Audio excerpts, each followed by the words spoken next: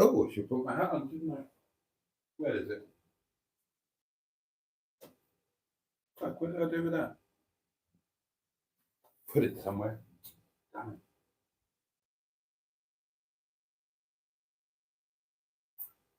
Oh, I should put my hat on, didn't I? Where is it? Oh, I should turn the volume down as well, shouldn't I, really? What have I done with that? I'm going mad. That's not there.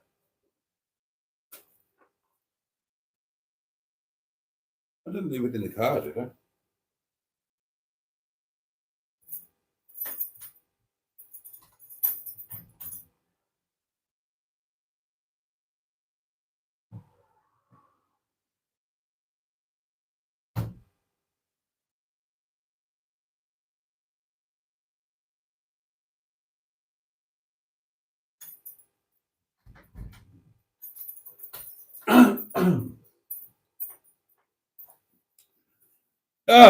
There we are. That's better.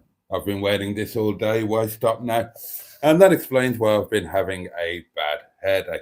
Hello, darlings, and a very Merry Christmas to you all. Oh, balls, that was something else I was going to do, and I completely forgot about it.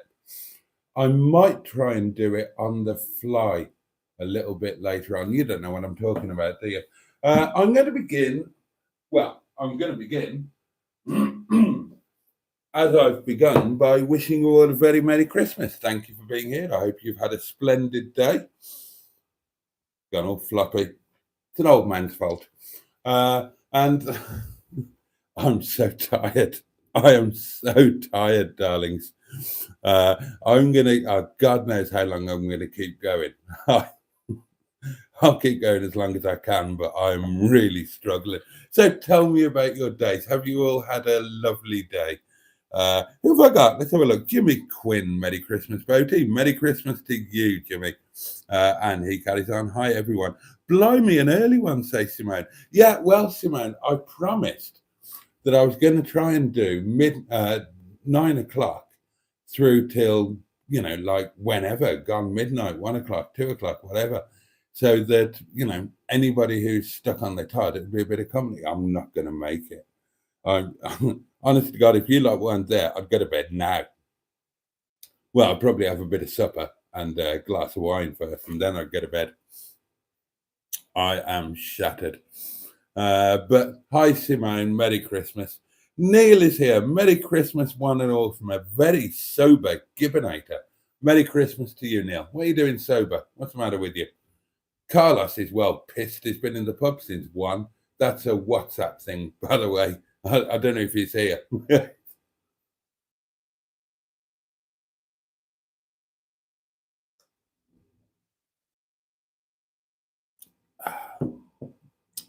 So Neil has had to do some driving around. So had 2 cans and then ended up in a food coma after his dinner. And he's back on the brew now. Simone's had a very uneventful day. Neil says, you've heard of Elf on a Shelf. Now there's a twat in a hat. And Simone woke up at 6 a.m. Right, well, to tell you a little bit about my day, I was up far too early. Banged some coffee down. Had half a sausage sandwich out of sheer desperation. Showered, dressed, and headed off to work. And it's been a busy day. Now, I'm not going to do the big I am and say that I've worked my tits off all day, because by comparison to my colleagues, with one notable exception, I've done virtually bugger all. Those guys have been absolute machines today. When I got to work, they'd already been there for 2 hours. And both in the kitchen and front of house, they've just worked through today without a break. Our lunch, which was had at various times, one of my colleagues started his lunch at about 2 o'clock and he finished it at just gone 6, because it was literally just grabbing a spoonful on the hoof, running around. Um, so bless them, they've all been absolute machines today. It's been, it was Christmas Day. It was pretty mad. First customers arrived about 11:30. The restaurant was heaving through until 6 o'clock. Um, Tables were lingering, so we've got a queue of people waiting. We had to send some people to the pub. The drunk asshole of a guy that I had to throw out a few weeks ago. Oh God, he rolled in, didn't he, at about 4 o'clock? When I wasn't there, I'd gone out and taken a Christmas delivery, and Nidu was behind the bar, and she didn't know who he was, and she served him a drink, and then he got really abusive, and he was literally thrown out again.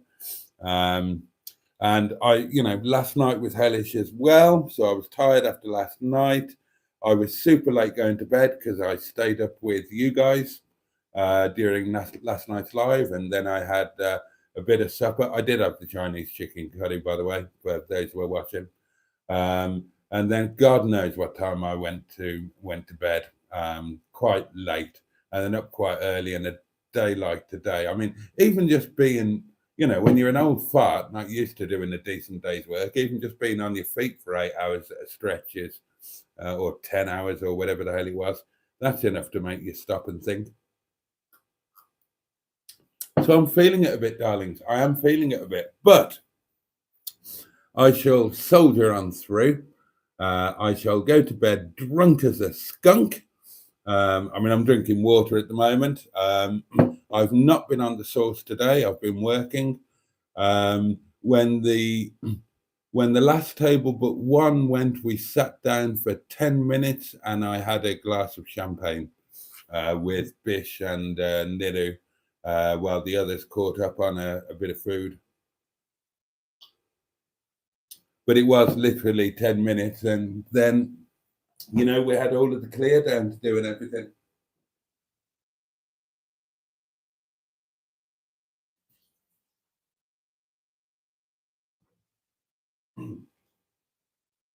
But I shall get wedded into the wine at the appropriate time, which is, of course, as you all know, 11 o'clock. I will have my Momo supper that I promised myself. Christmas Momo, why not? And then I shall go to bed, and I shall get up tomorrow whenever the hell I choose to. I envisage something of a lie-in. And then I'm going to treat myself to a nice lunch tomorrow. Something, because obviously lunch today was just, and I only got to eat about a quarter of it. It was just stuffed curry and rice. But we just didn't have time to stop and eat. And it literally was just, a little bit of food taken on the hoof. So tomorrow I'm going to have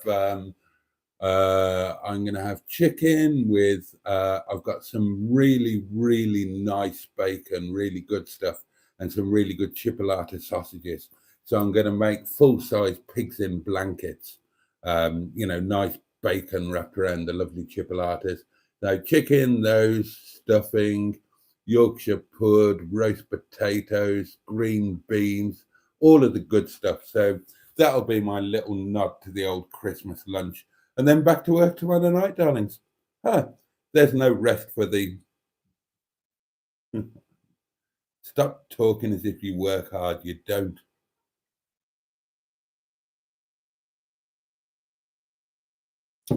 Simone woke up at 6 a.m.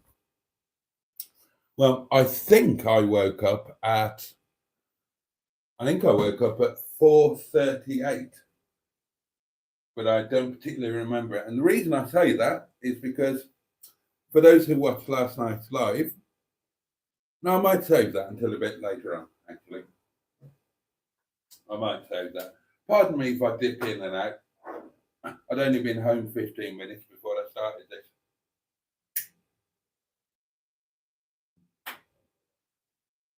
Oh, God, I'm struggling to keep my eyes open. The wine will help. The wine will revitalise me when I have one. Lord Stiff Upper Lip is with us. Hello, Boaty. Hello to you and a very Merry Christmas. Simone says, oh, just thought I'd mention. Oh dear, here we go. Just thought I'd mention, says Simone, how shit my family is. I have 3 brothers, none of whom have messaged me, even though I message them every year without fail. Not this year. I'm done with them. And Jimmy says, I'm sorry to hear that, Simone, as am I. Ross says, a very cloudy head. Boxing Day morning to you all. Hope you all had a nice day. Thank you, Ross. That sounds like you've got a bit of a hangover. Years ago, says Lord Stiff Upper Lip, when I worked in a kitchen at a restaurant on Christmas Day, we always got good tips. Yeah. Christmas Day tends to be good for tips. God, I didn't count them today, but yeah, every table tipped. I think the biggest tip I saw was about 80 quid, something like that.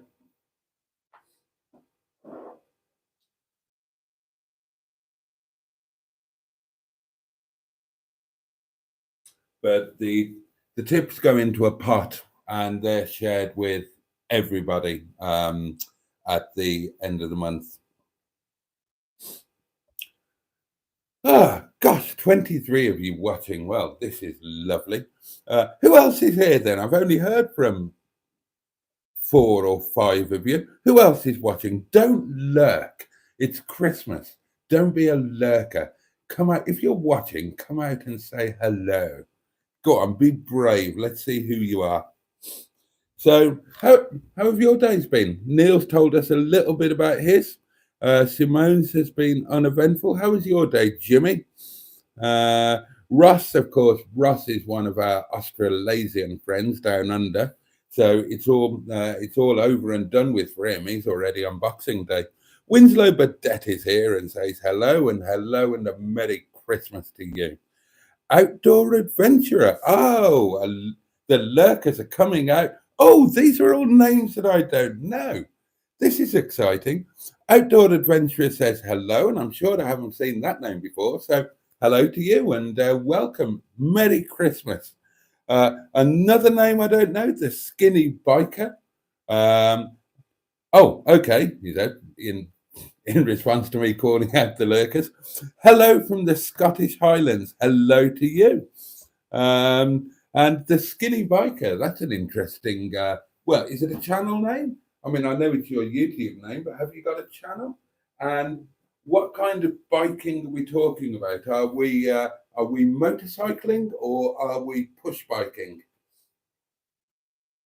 Everybody, all of my regulars are going to panic now. They're going to think I'm going to start talking about cycling.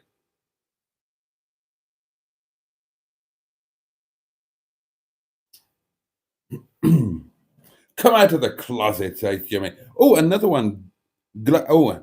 Gloder, or is it Gloder? Gloder. Anyway, it says hello, Merry Christmas. Thank you for coming.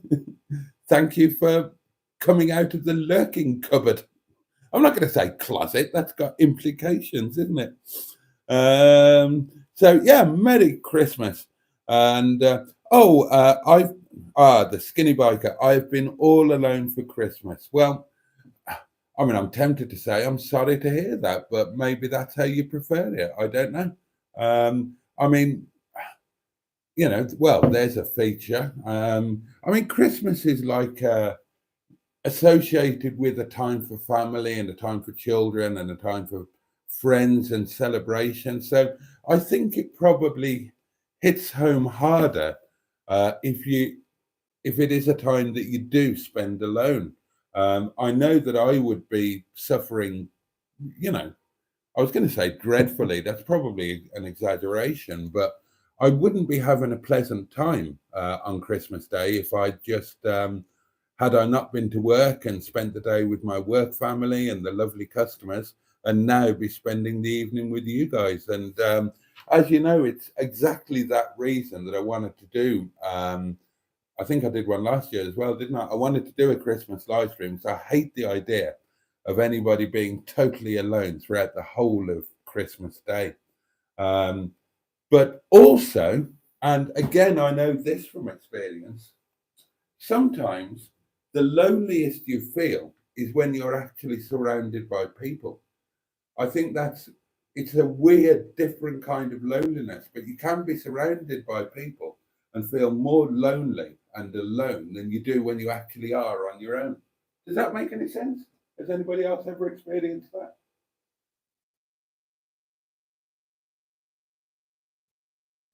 But when it comes to us lot, doesn't matter whether we're alone or whether we're escaping from the mother-in-law's farts or just come here for a bit of a giggle and hang out with chums. Doesn't matter. We're all part of the same pot, and I'm delighted to be part of it. Jimmy's day has been okay. That's good. Daz Smith says hello and Merry Christmas. Hello and Merry Christmas to you, Daz. Thank you for being here. You used to ride motorcycles. That's the skinny biker. Oh, up in the Scottish Highlands. That sounds quite romantic. I've not spent as much time in Scotland as I would like to, and I would very much like to rectify that.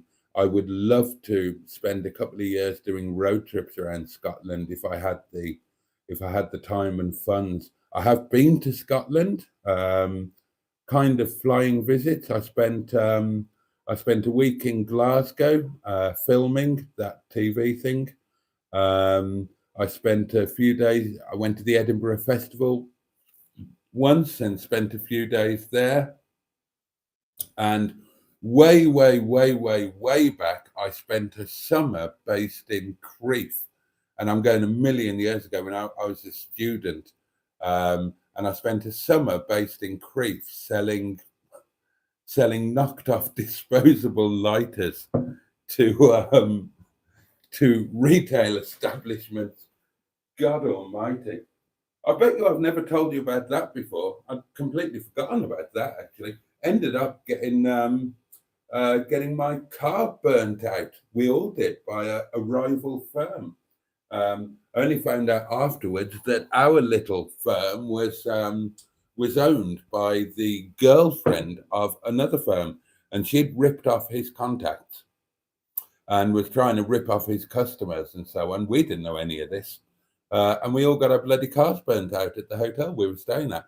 I was just a kid, a student, trying to earn a few quid during the long summer holidays, and that was my first car as well.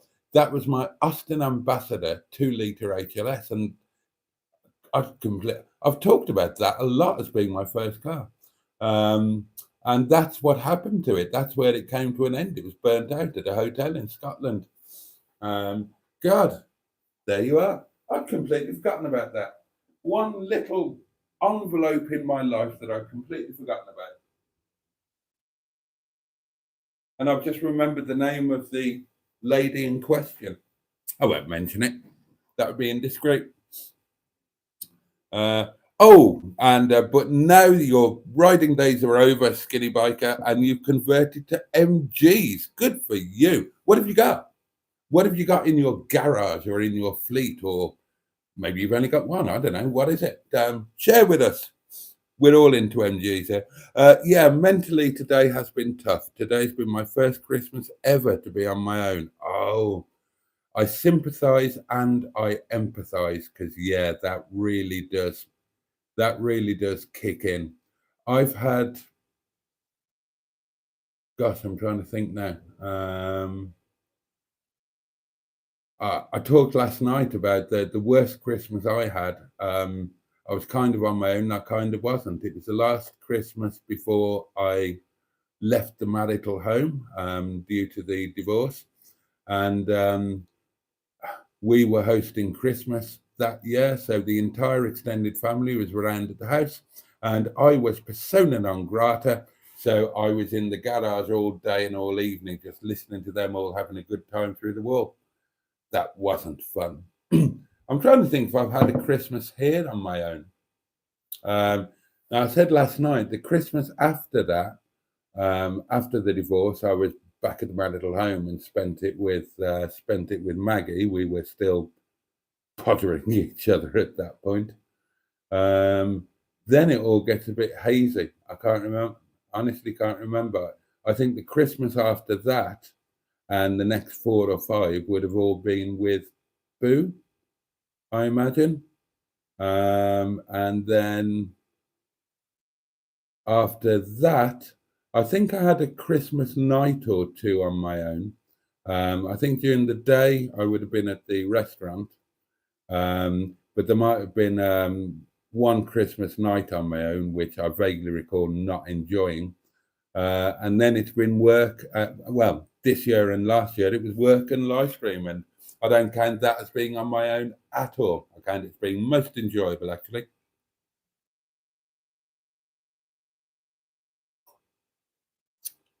Simone's all alone as well.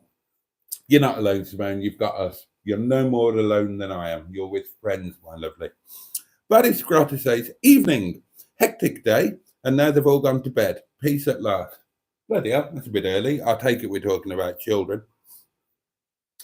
Oh, I should do the top message thing again, shouldn't I? In case I'm missing messages like I did last night. Let me quickly scroll through and see if I've missed any.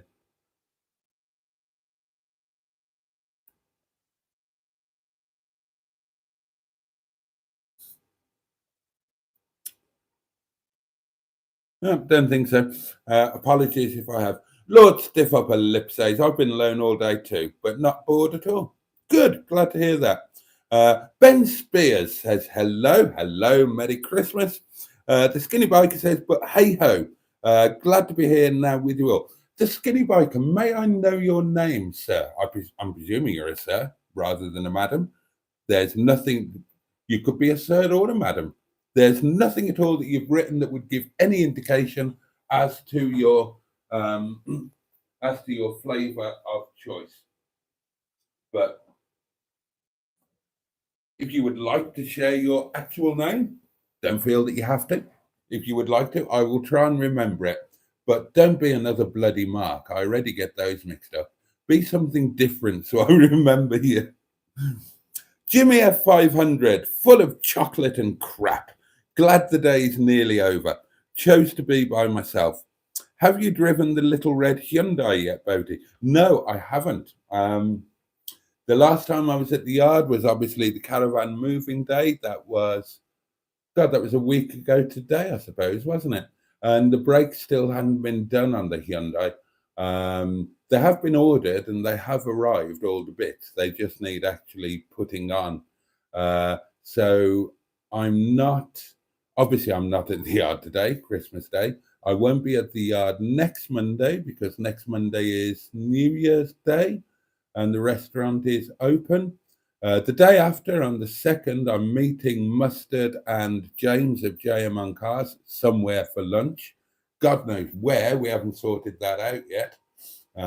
So that's reminded me I need to sort that out, find a location. But yeah, that's going to be one of our filmed lunches. So I will be back at the yard, all things being equal, 2 weeks today, and hopefully I'll get to drive the little red Hyundai then. I do love it. I genuinely do love it. If it was silver, it'd be coming here. Sophie's here. Jolly good. Hi, Boaty. Merry Christmas to you and a Merry Christmas to you. Outdoor Adventurer says, I've been watching for about 6 months now. Thank you very much. And I like the kebabs you buy from Istanbul. They are rather good. I mean, if any of you are ever anywhere near Rochdale, get your ass down the Milkston Road. And I highly recommend, there's some fabulous eateries there, depending on what you fancy. I mean, it's got to be the best value for money food that you can find pretty much anywhere. Istanbul is our normal place of choice, but Moroccan shawarma, almost opposite, is brilliant, as is the international chippy. Oh, Milkston Road is great. I feel enriched culturally and nutritionally for having that in my life arsenal. And Sophie says hello to everyone. Dave Smith is here. Hello, Dave. Merry Christmas.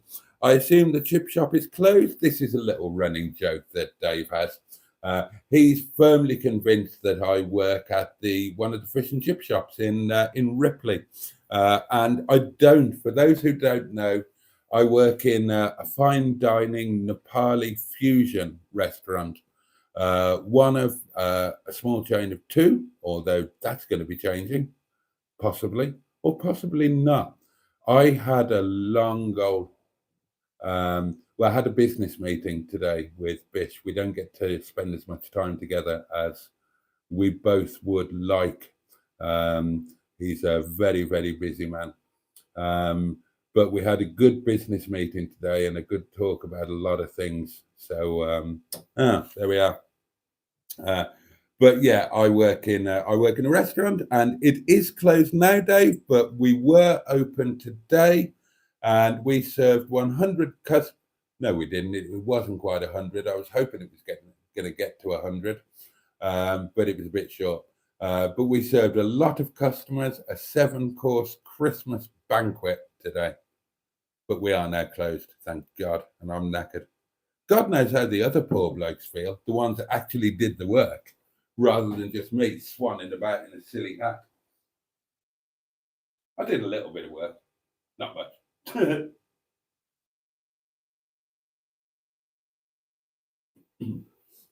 I've kind of slipped into the role of they all, they all decided that I was the general manager. I don't like that. I don't like that idea. So I decided that I would be the maitre d'. I like the idea of being the maitre d'hotel. Basically means I'll just swan around and welcome people and watch everybody else do the work. I can deal with that.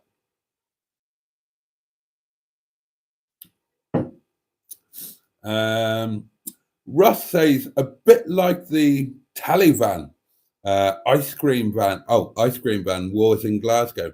They were a mobile shop selling smokes, bread, and blue movies. Big money to be made, and everyone had a patch. Yeah, quite true, Ross. And I was aware of this.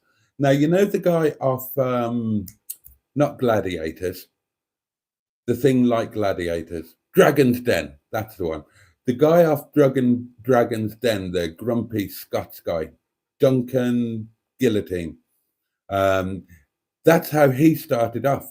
He started off with an ice cream van, and he literally fought his way, and I do mean literally as in fist fighting, fought his way into the Scottish ice cream van business, and then got another van and another van, and that's how he started off in business. And eventually, he scraped enough money together from his ice cream van business to buy his first nursing home. And then it was in nursing homes, buying another and another. And it was nursing homes where he really, really made his money before he started down the gym route and other entrepreneurial things. But he spoke very openly about how cutthroat the ice cream van business was. And if it was that way in Scotland, you can imagine it would be that way pretty much everywhere else. Do you remember that Peter Kay thing?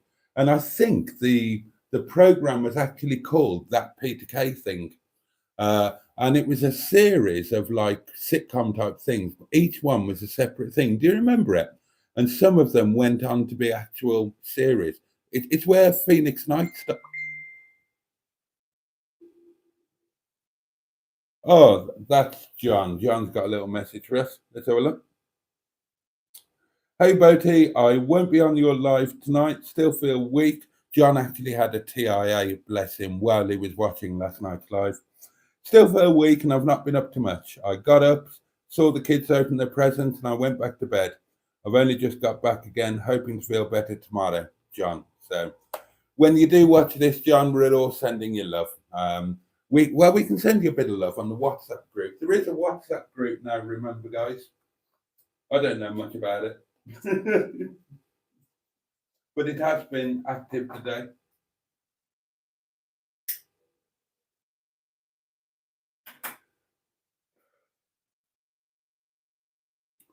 Hello, Joe's here, Cars with JC. Merry Christmas, everyone, and hope everyone had a lovely day. Oh, it's Chris. Thank you, the skinny biker, or as I can now call you, Chris. You could still be a chap or a lady, though, because Chris is a kind of unisex name, isn't it? Because you could be Christopher or you could be Christine. I don't know why, you just assume people are male. And that's an odd thing. I just assumed you're a chap. I suppose it's a fair assumption because like 99% of my viewers are chaps. I don't know what I mean. Is it a particularly blokey channel or is just the stuff that I do blokey, talking about cars and podgering? Women podger too, and women drive cars. Why haven't I got more women watching? I demand more women.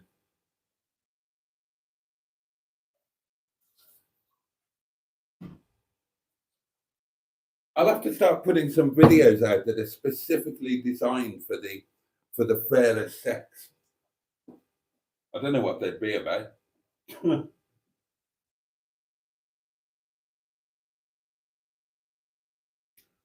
Feature 12. What do women watch on YouTube?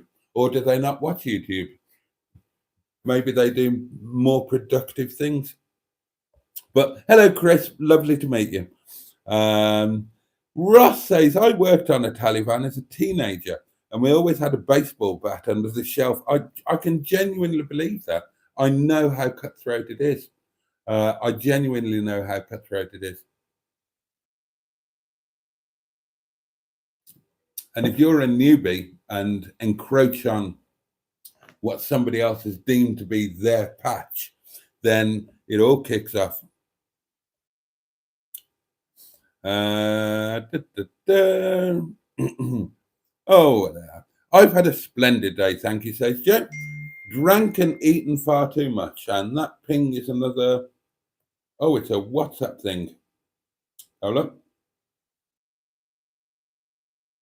Oh, that's nice. Neil has just sent a message to John on our community WhatsApp chatty thing.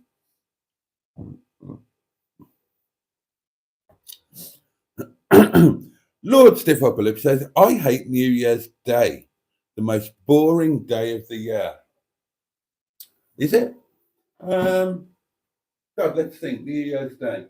Well, it's kind of a bank holiday, isn't it? I suppose it is a bit of a nothing day, isn't it?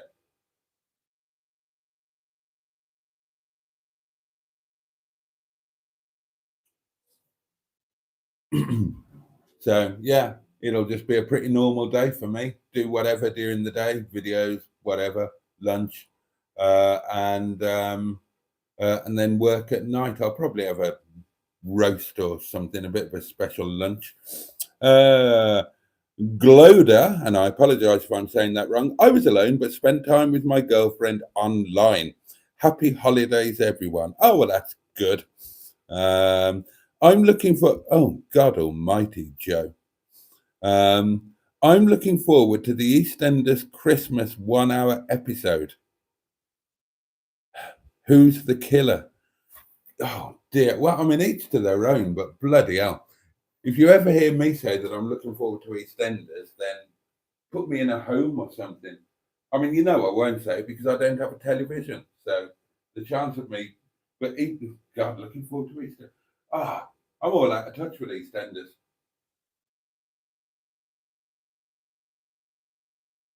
I think the last time I watched EastEnders, well, Dirty Den was doing something or other.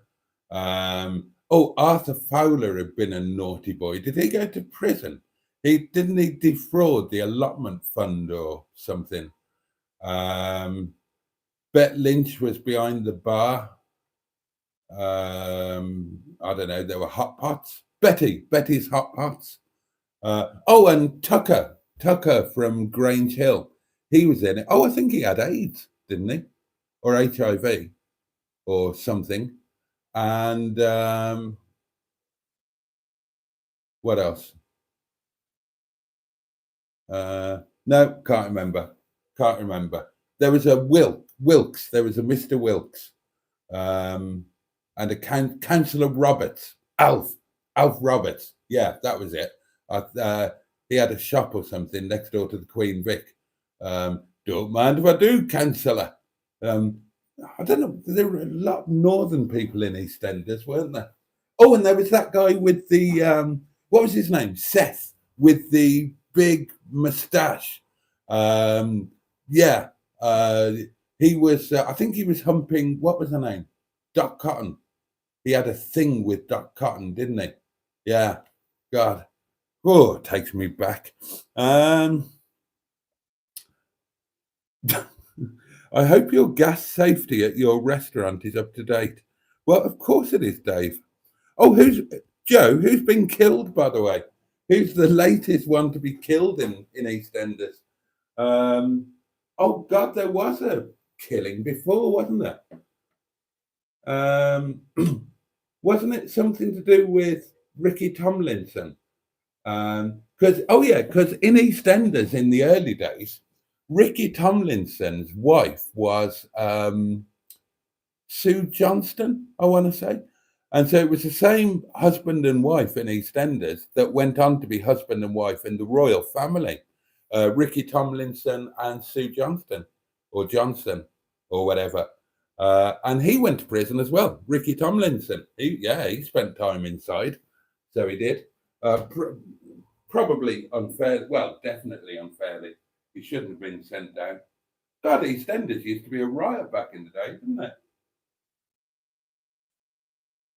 But I do remember there being some sort of a killing. And I'm sure it was something to do with Ricky Tomlinson or the character that he played.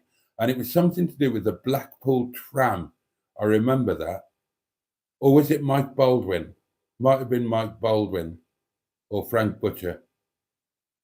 I got Pat. I can't remember. Oh God, here we go. Ben's here. Drink copiously. Feck copiously. Ass a little. Women, yes, please. And what about yourself, Father Borticus?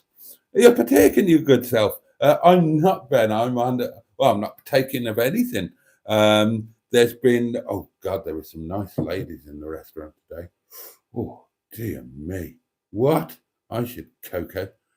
God, one of them was dressed as if for, well, no, I shouldn't talk about that. That's unprofessional. I'm just underwater, Ben. I'll have a glass of wine at 11. If I stay awake that long. Sophie also can't wait to catch up on EastEnders. It's going to be interesting. Yes, it's going to be a good episode, says Joe. How do you get on the WhatsApp group? Asked Jimmy Quinn. Good question, Jimmy. If you ping me, I don't know. If anybody's got your number, your WhatsApp number, they can invite you or add you to the group, I think. Or if you ping me your number, I can add you to the group. Or there's a link in the Facebook group.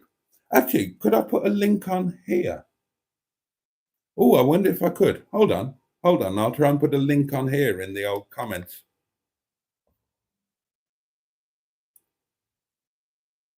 I'm sure I had it here somewhere.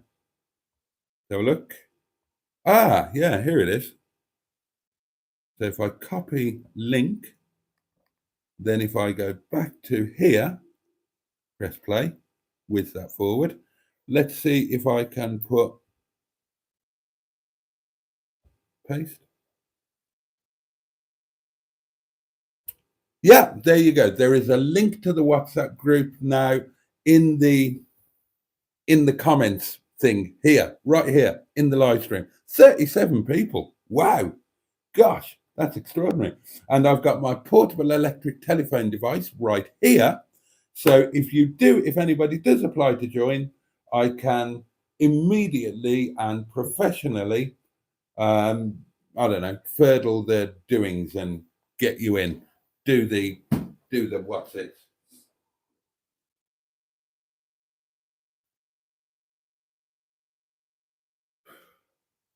Now then, but gosh, all you lovely people, what a joy. Thank you so much for sharing your time with me tonight. I really am grateful.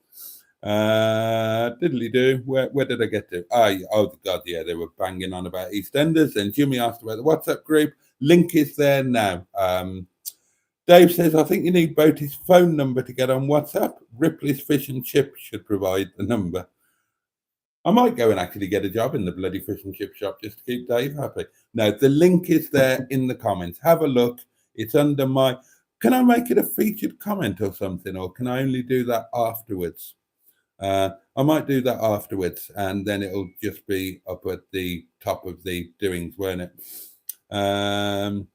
Oh, Greg Goddard is here. That's nice. Merry Christmas, sir. You're a good man, Boaty. These lies are a lifesaver. Oh, bless you. I'm going through a tough time at the moment, but I'll be okay. Of course you will, mate. Again, you're all amongst friends here, and we've all got your back, just the same way you've got mine. EastEnders is brilliant, says Joe. Yeah, well, you do seem to be a fan. And Dave says Boaty is a Primark version of Dirty Den. Yeah, I'll take that. You're mixing your soaps up, Boaty, says Lord Stiff Upper Lip. Jimmy F500 says you're mixing all the soaps up, Boaty. Am I? I don't think I am I? Anyway, there was only one back in the day. When I were a lad, there was only one soap, only one English soap anyway, and it was that one, the one that I was talking about, EastEnders. There was an Australian soap as well, but that was on earlier in the day, and that was one with Kylie Minogue and Jason Bergevin that guy who was in Prisoner Cell Block H. He was an Alf as well. He was an Alf. And I can't remember anybody else. There was... no, I can't remember. I didn't really watch that all that much. Evening all, says General Cheeseburger. Have I missed much? Nah, just the usual shit, Cheeseburger. That's what we're finding out on tonight's episode, says Joe. Who's the killer and who has been killed? What? So what's the build-up been then? So you don't know who's been killed and you don't know who's killed them. How does that work as a bloody plot line? Maybe nobody's been killed. Maybe everybody's just had a nice Christmas. What makes you think somebody has been killed? Oh, confuses me.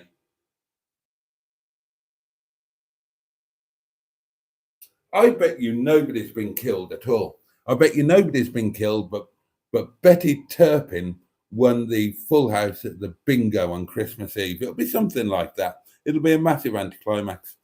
Amos. Yeah, that's right, Ross. Amos, somebody or other. Yeah, Amos Braley. He was the one with the big moustache that was pottering Dot Cotton. I think because, yeah, she was who's just done a nice thing? Oh, it's Neil. Oh, right. Okay. Neil has very kindly sent a £5 super chat. Very grateful for that. Thank you, Neil. And the message on it is, what's gone on with the Metro, Boaty? Right, I'll tell you. What time is EastEnders coming on? Do I need to tell you before that? I will give you an update, and there is an update. Seth Armstrong was Emmerdale, wasn't it? No, I think it was EastEnders. Jason, is it live on until midnight? Asked Joe. Christ knows. I don't know if I'm going to last that long. I'll do my best to keep going as long as possible. Cheeseburger, says Dave Smith. I think Boaty's having a stroke. The Blackpool tram, says Cheeseburger, was Rita and Alan Bradley. That's right. See, I knew there'd been a murder thing in EastEnders. Rita and Alan Bradley. And it was all something to do with Dirty Den and the Knicker Factory, wasn't it? Because he was having an argument. Dirty Den was having an argument with Mike Baldwin. I think Mike Baldwin was trying to buy the Queen Vic. Oh, I can't remember. I know and Alf Roberts, not the real person. There probably is a real Alf Roberts, but Alf Roberts, the character in EastEnders, he was married to the bird from Rent-A-Ghost. So he was punching well above his weight because he was a big lad, was Alf Roberts. And the bird from Rentaghost was quite a looker back in the day. Oh, thank you, Sophie. You're going to try and get me some more ladies. That would be greatly appreciated. I haven't watched Enders in 2+ years, says Simone. Sophie's requested to be in the group. Oh, yeah, we've got a couple of requests. All right, let's deal with those. 4 requests to join the WhatsApp group. My friend Steve Wilson, Big Tall Steve, with the TVR and the Little Fiat 500 and everything else. He's added. Greg Goddard added. Chris added. And Sophie added. All 4 added. Excellent.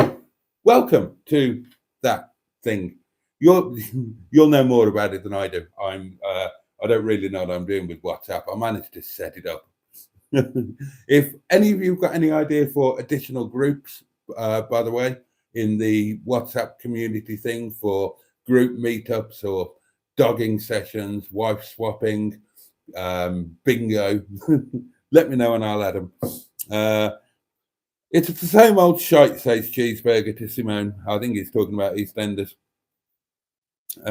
Tom HT, my Boaty's live stream debut, and I'm enjoying it. Welcome. Well done on breaking your live stream duck with us. And hello and a very Merry Christmas to you. Ben says, personally, I think EastEnders peaked with Frank answering the door to Pat, wearing nothing but a spinning, illuminating dicky bow. That beat even Den and Angie for me. God, that sounds like quite a moment. Oh, yeah, well done, Sophie, you're in there. Kylie Minogue, I should be so lucky. Well, yeah. Then the super chat from Neil, and I will answer that question about the Metro. I'll just get it. In tonight's episode, Mike Baldwin was balls deep with Emily Bishop's finger. God, Emily Bishop, I've forgotten her. Either tell the Metro story now or at 10:45 when EastEnders is finished. Hang on. A Country Cell Block and Away, Sons and Neighbours was the Aussie soap. That's right. I always used to watch that. I like Prisoner Cell Block H. There was a bird called Karen in it who always wore this nice red polo neck, and she had jolly nice boobs. Well, I mean, you couldn't see the boobs, but you could see the outline of the boobs, and they looked splendid in my memory. Does anybody feature number 23D? Does anybody else remember Karen in the red polo neck's boobs? And does anybody have a picture of them? Put them in the WhatsApp group. That'll be something for me to look at later on. Right, do you want the Metro story now, or do you want to wait until 10:45? Oh God, I don't know if I'm going to make it to. Boaty was just going to mention. Oh, Boaty, I was just going to mention Rent-A-Ghost. You beat me to it. There you go. And Ben says, please ask everyone to enable accept gifts. So yeah, please. If you go to the oh God, how do you do it? Right. If anybody gifts membership, if you get a thing saying somebody's gifted a membership, click on it, and if you haven't already, click the little toggle switch that says allow gifts or accept gifts. And that way, if anybody at any time gifts a channel membership, you're in with a chance of getting it. And do be sure to do it, because I will be starting gifting a few as of the beginning of next month, which isn't far away, really, is it? So yeah, do click on the accept gift thing, allow gifts. Christmas presents. What has everyone had for Christmas? I've had money and drink, alcohol, chocolate, and money. And what have you had? 5 memberships gifted. Here we go. Click on it, and click on the accept gift thing, because they're going out quickly. Who's got for them? Barry Scrotter's got one. Sophie's got one. Chas Brown has got one. Rob has got one. And Pingu Concord has got one. Oh, Ben, that's really kind of you. Thank you so much. And gosh, and well done to my 5 new channel members. Welcome along. Metty's story now, please. Right, I'll come straight onto it. And so she said, what have you had for Christmas, Boaty? Well, I've had 5 new channel members. And I'm very happy with that. Serious answer. Well, I had the lovely book of you and Neil, Sophie, and I had a bottle of sherry off my neighbour, and that's it. That is it. Right, Metro story. Okay. Right, tune in for the Metro story, and I will bring you right up to speed. It's an interesting one. Apologies if you've not seen. Oh, bloody hell, Ross has gifted 5 memberships. Oh, God, here we go. And they've all gone, so I hope you all clicked on accept gifts. Even you can even now click on the green thing at the top of the chat, and that should give you the accept gifting. Who's had them? Mr. F has got one. Ivor Spotty Botty has got one. Peter Plus has got one. Jimmy F500 has got one. And Gloder's got one. Ross, that's really kind. Thank you very much. 10 new channel members. This is brilliant. It's like bloody Christmas, isn't it? I shall rant on more about that, but I'm going to tell the Metro story before 10 o'clock. So when everybody apparently is going to watch EastEnders. Okay, so apologies if you didn't watch last night's chat, so you don't know what I'm talking about, but I'm going to assume you did. Okay, so after the live stream last night, with a bit of wine inside of me, I sent a message in reply, and I said, sorry for the late reply, busiest night of the year. It's not going to be an option, I'm afraid. The deal was done, and it is what it is.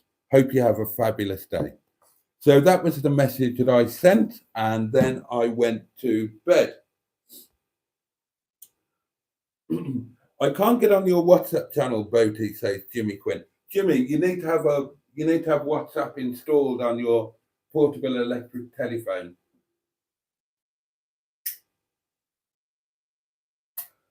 Right. This morning, I got messages in reply to that, but I will say in advance, I didn't look at them. Okay, because this morning I had to get to work. I didn't want to be in a bad frame of mind. So I didn't read the messages until later. So the first reply came at 4:48 a.m. And it says, by law, I can change my mind, so I will be up this morning for my car, Christmas Day or not. Okay. Then there was another message at 6:30. There's a 14-day cooling off period. So I want my car back. I can change my mind. I'm sorry for the inconvenience this may cause you. And then at an unspecified time, there was a voice message left saying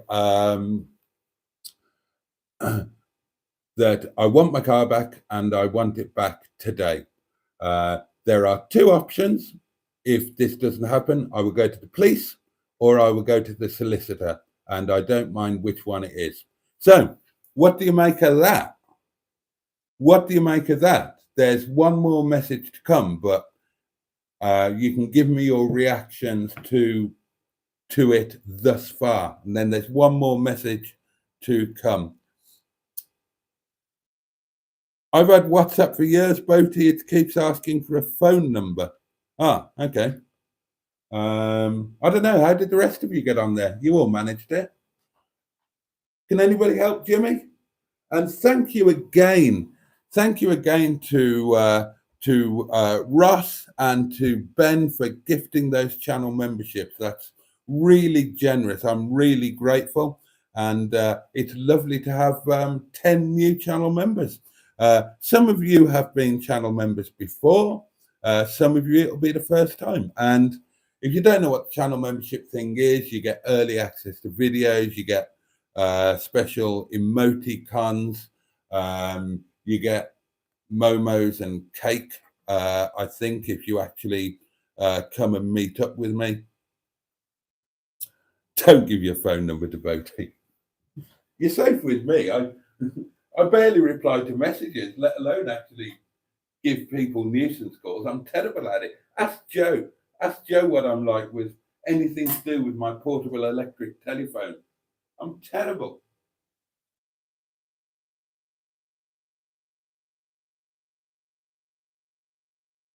So there you go. I'm kind of glad I didn't read those messages before I went to work. I tell him to.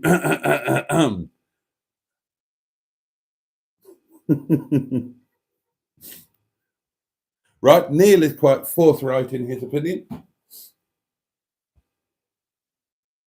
Oh, Sophie says, Boaty, the Momo. Oh my God, they were amazing. They were the best. I'm so glad you enjoyed them. And there'll be plenty more to come, Soph. Is there a cooling off period in the contract, Boaty? No, absolutely not. And there isn't by law in a private sale anyway. If not, you can't do anything. Police won't be interested. It's a civil matter. You aren't a car trader, so consumer law doesn't apply. Absolutely. And well, I mean, I won't keep you in suspenders. There was a message that came much later in the afternoon. Neil, there was a message that came much later in the afternoon, and I'm guessing that he's taken some advice or done some research. And it said,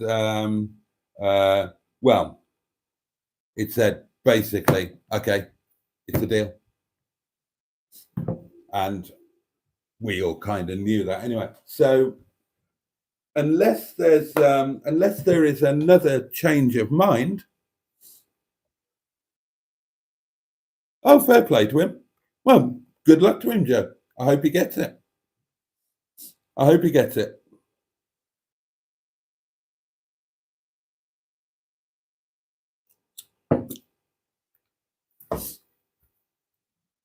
And well done on your detective work, Joe. Well done indeed.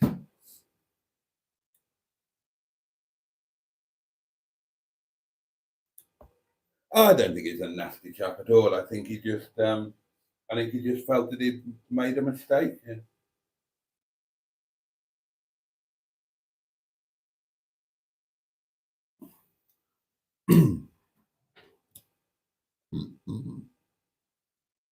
Oh, Gloda's playing with the channel member emojis.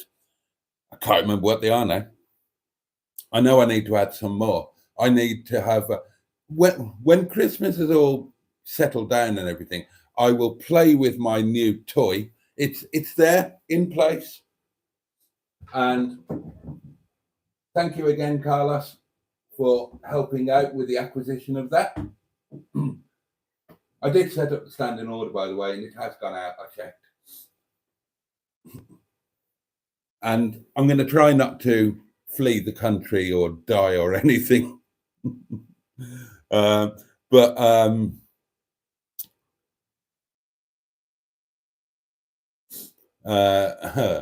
but yeah, when the madness of Christmas has all died down, I'll properly get to work and do some new emoticons and finally sort the merch. If I can get my head around it, I need a child to come and do that website stuff for me. I'm really struggling with it, and I don't know why. I mean, it's probably just me being crap.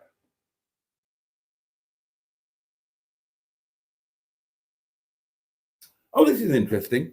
And when you ask about the said streetwise, says Joan, he sends links of yours and Paul's video of it. So free views and new subs for you both. Brilliant. Win-win. He's a nice guy, and I genuinely hope that he gets it sold. I genuinely do.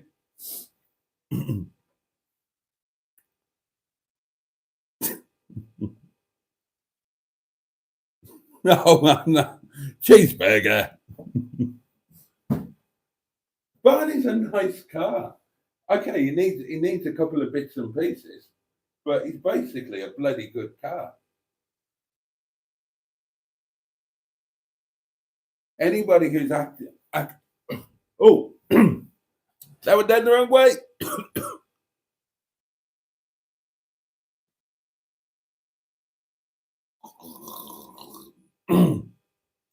Anybody looking for one could do a lot worse. So jolly good luck to him.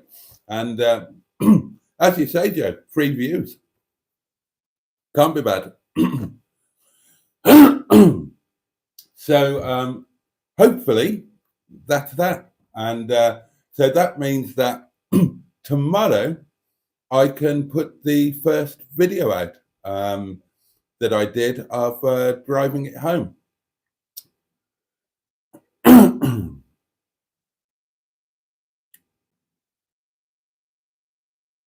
Okay. Well investigated, Joe. Bloody hell. Here's a piece of community advice for you, darlings. Don't piss Joe off. he's shit hot on the online investigation. Don't piss him off. He'll sign you up to all sorts of dodgy websites and oh, Jimmy's got onto the WhatsApp thing. Jolly good. Right, I will accept you now, Jimmy.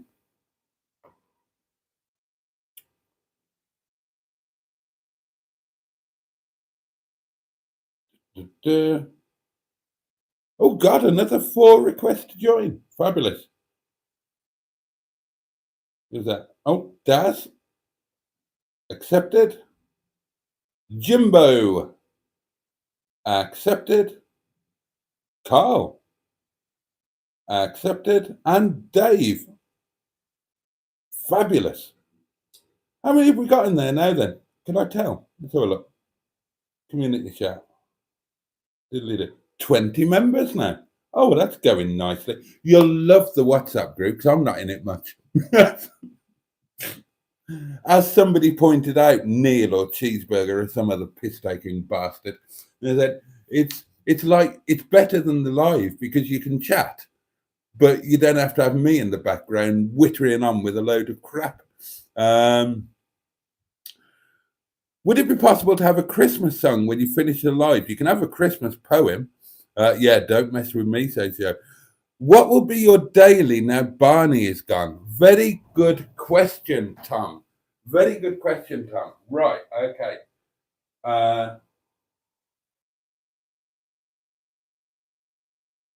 The interim daily will be the Honourable Sheeson, which, so yesterday that's driving me mad.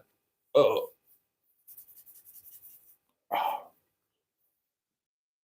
Sorry about the bad hair. Messy hair, don't care. Oh, at least I've got hair. I mean, it's the one part of my body that isn't failing me. My hair. I know it looks as if I'm losing my hair, widow's peak, but I'm not. Had that since I was born, just the way it is. Hair's in full working order. Nothing else is. Nothing else works the way that it used to. Or, in the case of certain items of my body, dropped off altogether. Dropped off, fallen out, gone forever. Oh, getting old, eh? Still, it's better than the alternative, isn't it?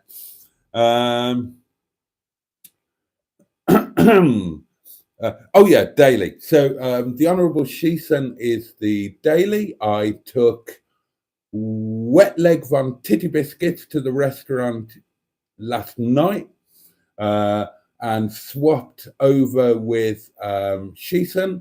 So at the moment, Wet Leg is the contingency car at the restaurant. Sheeson is my de facto daily, but Brian will take back over daily duties if and when he ever gets sorted. But Neil's on the case with that. So, and I have ultimate faith in Neil. Neil, aka the Gibbinator, aka the very nice man, is a man who gets things done. He doesn't fuck about, Neil. Even with his own stuff. I mean, you know, Bruce, the lovely Bruce, broke down. Next morning, he's off, back of a trailer, gone. No, he doesn't bugger about, does Neil? If he thinks, right, I'm going to do something or something, he just gets on and does it. He's a man that makes things happen. I admire that. I'm a man that wishes I could make things happen. I can make some things happen, but they're not very useful or worthwhile things.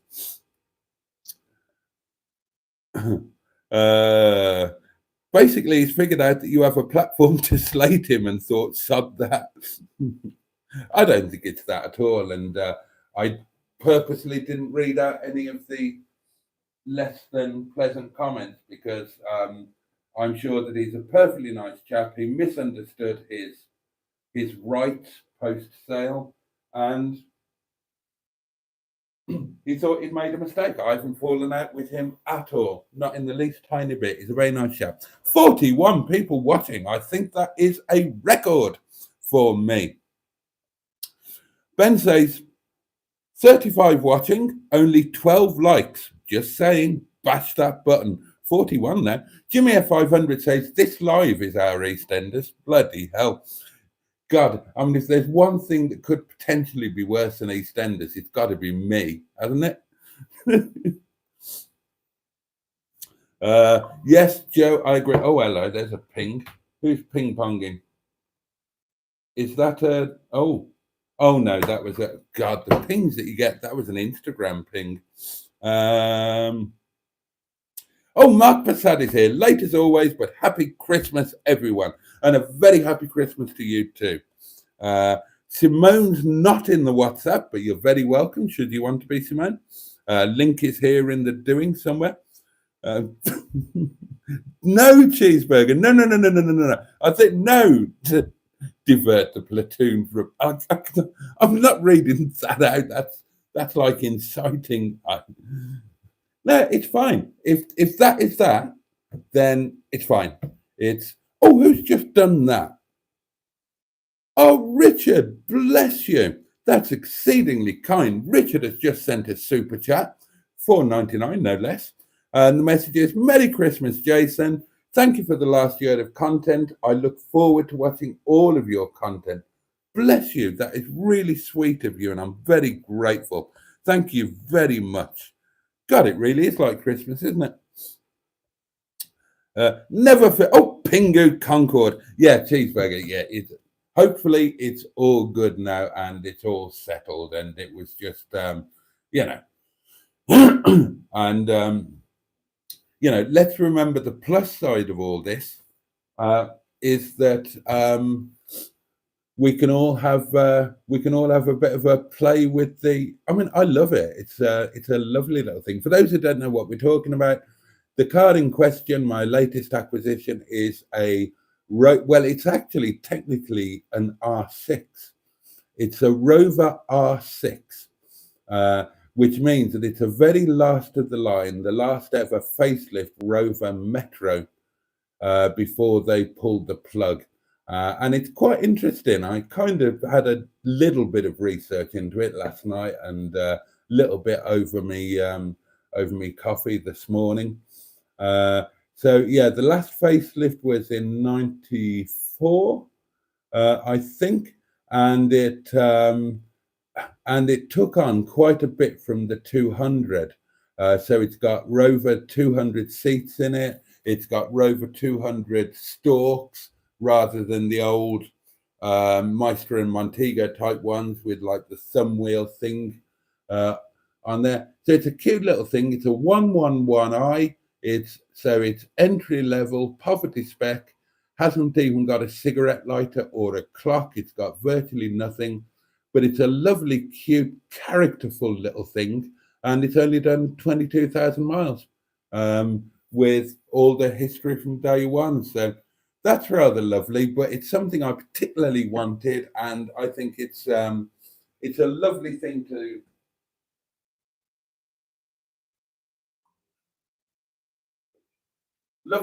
have on the fleet. And in the interest of full disclosure, it is currently in the pits, being the smallest car I've got, and therefore the easiest one to manoeuvre into the pits. God, time's flying, isn't it? It's 10:10. That means a load of people have sodded off to watch EastEnders, and who could blame them? Hopefully we'll find out who it was who killed JR. Oh, hang on. Is this just a rehash of the one they did before? They did it before, didn't they, in EastEnders? And they kept it going for about a year. Who killed him? Who killed him? And then there was a daft scene in the shower, and it turned out to be all a dream or something. What a load of bump. Never heard such rubbish. No wonder EastEnders was cancelled. God. Still, that's ITV for you. Or Channel 4, whichever one it was. Never fear, says Pingu Concord. Boaty is here.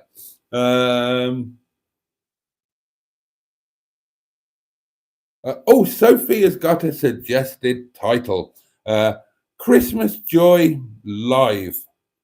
Well, there has been there's been a lot of joy for me. I've got 2 super chats and 10 new channel members. I'm a very happy boy. Thank you again to everybody who's done a nice thing like that. It really is greatly appreciated.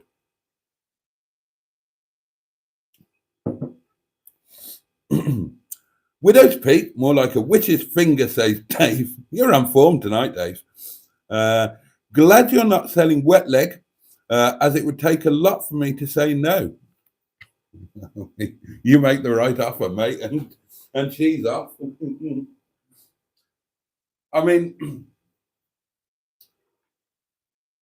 of all of the fleet, wet leg is the one that would probably be most likely. No, not most likely. That's not fair. But the most justifiable one to go, because she's one I've got 2 of. Okay, they're different. I've got an F and a TF, but it's like a duplication of, a small mid-engine rear-wheel drive convertible. So if I had to drop one of the fleet, Wetty would probably be the most likely candidate. But then again, you talk about it in theory. When push comes to shove, I love her to bits. But if anybody's wondering about the fleet and whether they are for sale or would ever be for sale, I have a rule. If you would give any of my cars a better home than I do, then I would consider letting pretty much any of them go. If you particularly wanted one of my cars for whatever reason, and you were going to give it a better home than I can, if you had more money to lavish upon it, or if it was going to be your only car, so it would be your pride and joy, and you'd take it to shows and all of that sort of thing, then by all means talk to me about it. I wouldn't automatically reject it, because there's always going to be something else that I'll think about that I would want, and I don't actively try to sell my cars, but as I say, if somebody particularly wanted it and they were going to give it an amazing home, then I would at least consider it. Plus, I'm always skint.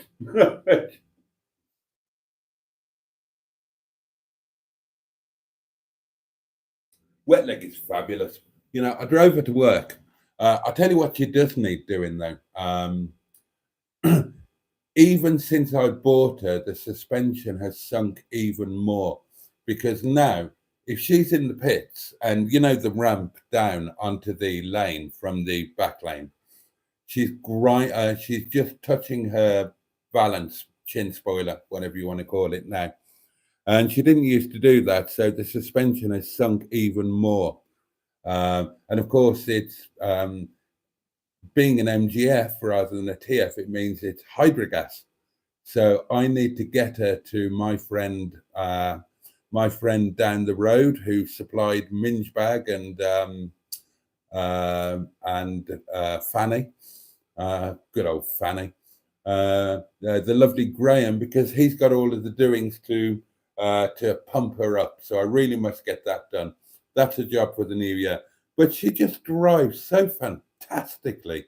I mean, the guy that I got wet leg off is an MGF aficionado, and he's had many. I mean, when he sold wet leg, she wasn't his only MGF, and he said it's just the best MGF I've ever driven, and I can quite understand that, quite go along with it. I mean, she's in driving terms, she's stock, so you don't get the noise and excitement that you get with Minge Bag and all of that sort of thing. but she just drives fantastically, really fantastically. She's not totally stock now, so I've upgraded some things. What have I given her? I gave her a knob. I gave her a good knobbing. I gave her a leather knob to replace the plastic one. I fitted the leather armrest with the proper cup holders, didn't I? Yeah, I did that. I replaced the stereo, didn't I? I did. So it's got the hands-free stereo and all of that shenanigans in. I got a new key and so a new spare key and programmed in a new key fob. I fitted a complete new aerial. I did that myself. I didn't get somebody in to do that. I fitted a new aerial base myself, and the posh aerial, the stubby silver and black one with MG written on it, which looks amazing and doesn't work very well. Good old wet leg. Carla says, what the heck? He didn't say heck. Your hair is what you worry about. Well, I can't do anything about anything. I don't worry about my hair. I just take solace in the fact that it's the one part of my body that hasn't given up the ghost yet. I mean, let's not get into what I've got to worry about with the rest of me. Bloody hell. Bruce has unfortunately bitten the dust, says Neil. He's a Carling can by now. Oh, dear. And people are saying thank you for the channel memberships. That's nice. You did do your best with him, Sophie, and Neil did spend a lot on him, yeah. Barry has just finished Christmas dinner. Merry Christmas to you all. What did you have? Don't let Neil anywhere near the metro. It will be baked bean cans tomorrow. Tried that. Oh, hello, Skix here. Tried that Five Guys the other day. Better than Mac's, but expensive. I've never tried Five Guys. It's a burger joint, isn't it?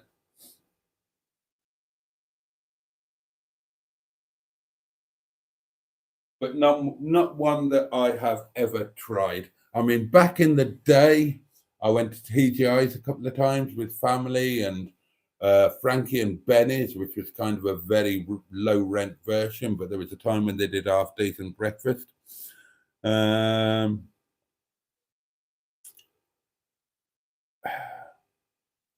Put some Christmas lights on your rusty trombone. Dave Smith says, I'm so happy nobody has made me a channel member. If you're happy, Dave, we're all happy. Apart from the drama with the seller, are you happy with the Metro, Jason, says Joe? I'm delighted, but I haven't really had a chance to do anything with it. I mean, I drove it home, paused at Shillito Woods, made a little bit of a video, drove it home, and that's kind of that, really. I've had a quick look through the paperwork, and that's pretty much that. I mean, that was on Christmas Eve. It's Christmas Day today.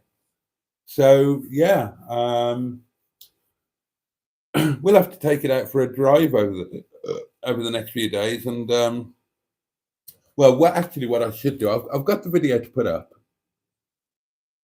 which is just like a bit of the collection video, really. But then what I must do is do a proper car review thing on it, because as Mustard has been saying for ages, it's the car reviews that do the business, as it were. And my two of my three best performing videos are both reviews. The review on the Jaguar, which is my most profitable video. That's not the right word, because you don't make a profit when you're at my level. It's created the most revenue. My Jaguar video has paid me so far the grand sum. Oh, that little ping was from the Metro Jack.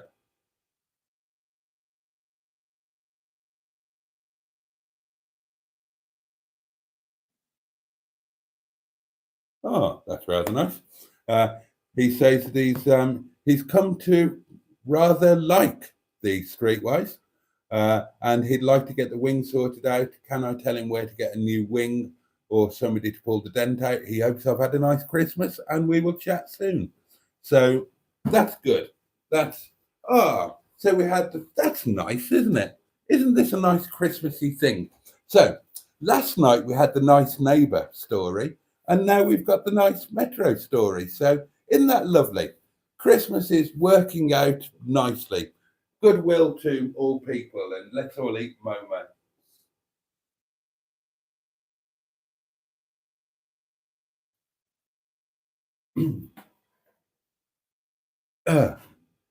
I was going to say, if I had a woman hanging about upstairs, that would make this the perfect day now. But I'm too tired. I'd like one to be there in the morning.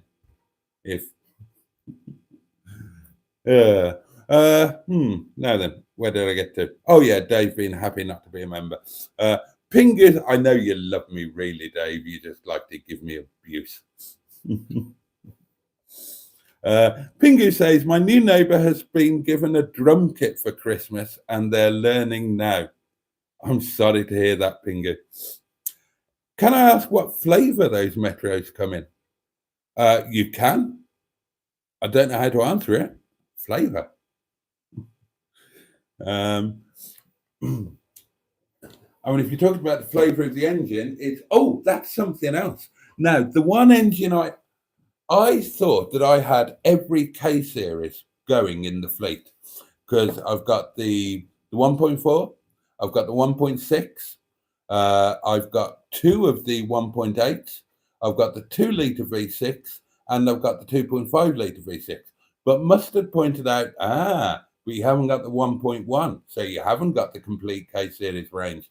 Well, now I have, because the Rover Metros, as opposed to the the earlier Metros had the A series engine, but then when they became the Rover Metros, or at the subsequent facelift, they changed to the K series engine. 1. So I now have the 1.1 K series.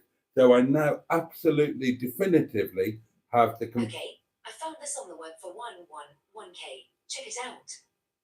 Shut up! I didn't ask you. What's that all about? I didn't ask her to do anything.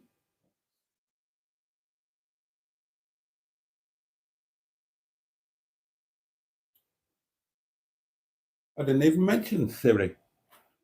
And that's not even this portable electric telephone. It's the other one. It's the filming phone that's over there on charge. Alexa, play pornography. I haven't got an Alexa. Alexa, lights off. I hope one of you have.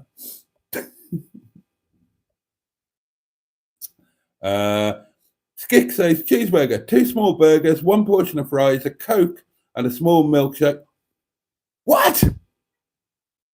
What? Skick, this can't be right. Okay, so 2 small burgers, 1 portion of fries, a Coke, and a small milkshake. So that's 2 small burgers. Right, I can only do McDonald's. So 2 small burgers, that's what, £2.50. Portion of fries, £3.50. A Coke, £4.50. And a small milkshake, £6. So it should be £6. Skick says, 2 small burgers, 1 portion of fries, a Coke, and a small milkshake, £30. £30. Bloody hell. £30. Well, one thing's for sure, I won't be fucking trying Five Guys anytime soon.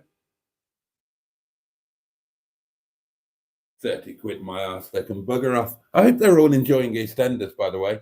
Do let me know if they do find out who shot JR, although that'll probably be right at the end of the episode, won't it? Ben says, Skick, I feel fleeced on your behalf, as do I. That EastEnders scene was Boaty popping Pam in the shower. Oh, and speaking of Joe says, it's all going down in EastEnders. And he put it in big, shouty capital letters with lots of exclamation marks. Tom says, I can't justify buying another car at the moment because I'm moving into my first house. Congratulations. So got a lot to buy there. You have, mate. We've all been there. And I think the happiest times I've had doing a new house or a new to me house, when I've had to done it on a ridiculously low budget and I got everything secondhand from like Marketplace or charity shops. I find that really enjoyable, and the thrill of finding a bargain. Now, obviously, my work colleagues who are all millionaires, I they think, oh, that's a WhatsApp one. Dave says, this is in the WhatsApp thing. Dave says, now I have all of your phone numbers. I'm a Nigerian prince, and I have. Good luck with that one, Dave. Yeah, so my work colleagues, they think they've got it better because they get a new house and they go out and they spend, well, I mean, Ram has not long moved into a new house. That's what they do. They move into a bigger and better house, but they don't sell the house before. They rent it out, and so it becomes a business thing. And Ram recently moved into his new bigger house, and he just bought, you know, 7 grand for a sofa that seats 20 people or something balmy. And I mean, I'm sure they're wonderful things, and I'm glad that he's happy, and it's lovely that he can afford to do it. But I don't reckon he got as much pleasure. For example, I don't think he got as much pleasure from just waving his card around and 7 grand disappearing from his account that he probably won't notice, that I did for things like finding this here table on eBay. I had a right adventure with this table. I've told you the story before. I had to drive home with no trousers on because I had a Ford Escort van at the time that ran on vegetable oil. And this table was much bigger than expected and it wouldn't fit in the van. I had to have the van back doors open and I had nothing to tie them together with. And the only thing I could think to do was to take off my trousers and tie the doors together with my trousers. And I just had visions of, the doors flying open, the table lurching out, causing a terrible accident. And I have to, police come and I have to get out the car and I'm just in my underpants. Oh, that's exactly the kind of thing that would bloody happen to me as well. Oh, Lord above. But yeah, I love doing up a house or dressing a house on a zero budget.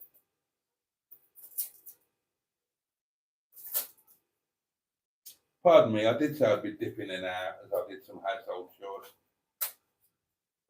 I'll get the steamer on before. Is it time to put the wine in the freezer? Must be. I have got wine, haven't I? Oh, running low. Running low, but there's enough for tonight. That's the main thing.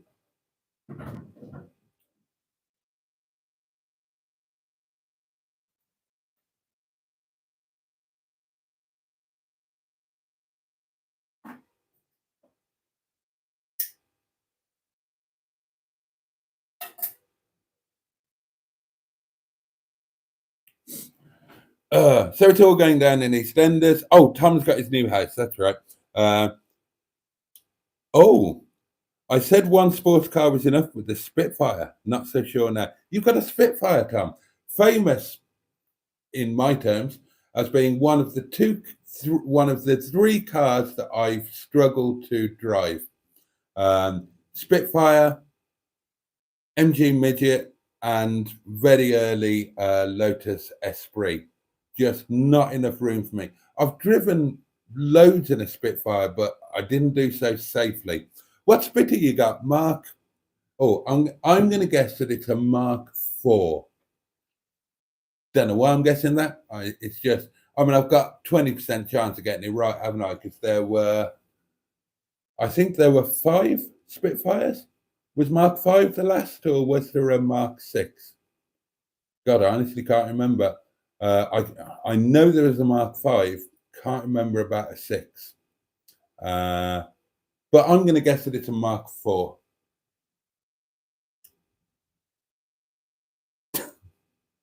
Cheeseburger says Neil will give them all a better home. He'll take them to Ronnie's. Neil, that's it now. In Cheeseburger's mind, you're the guy who scraps cars. Get yourself up to the yard and scrap Fred the shed, for God's sake. Put him out of his misery.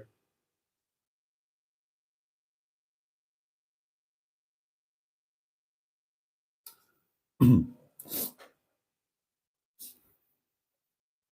love Cheeseburger. He finds that little chink in your armor, that little one thing, and he focuses in on it and gives you shit about it for the next month. You've got to admire that in a man. Video title: I found wet leg soft spot. I must give her a pump. That's not bad. What's wrong with the caravan? Asked Betty Scratter. Nothing, as far as I know, apart from the fact that it's a tiny old caravan. Nothing particularly wrong with it that I know of. The heating doesn't work, or I can't get it to work, which is probably more likely. I can't get the fridge to work either, but then I don't know how to work them. So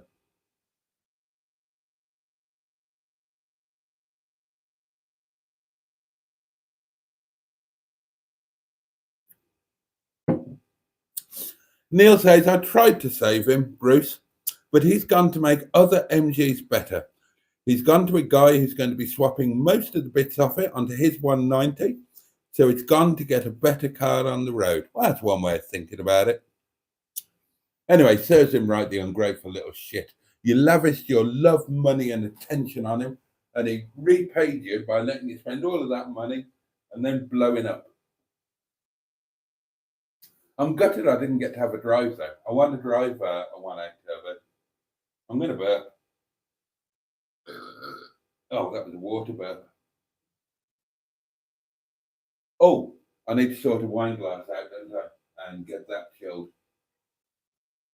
Where are the wine glasses?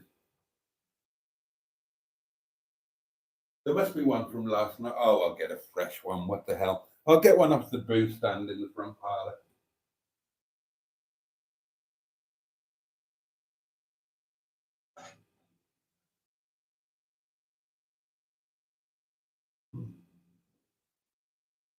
There you go. We'll get that chilled, ready for 11 o'clock. Oh, okay. That's why I couldn't find the wine glass from last night. It's in the fridge with a bit of wine left in it. I must have been tired last night. I left wine. I don't do that.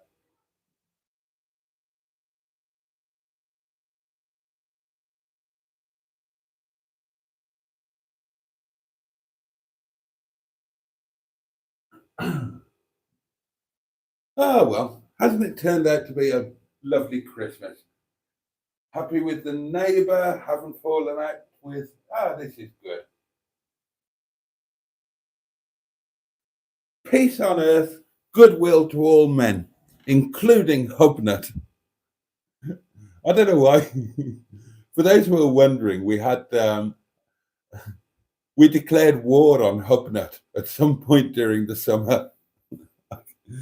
And I think it was, why was it? Oh, something happened in one of his live streams. Somebody was, it was Pingu, wasn't it?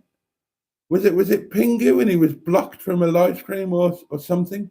So we basically, all for one and one for all. So we basically declared metaphorical war on Hubnut, and we were hatching a plot to ambush him at a car show with water pistols to teach him a lesson. And it's never quite gone away.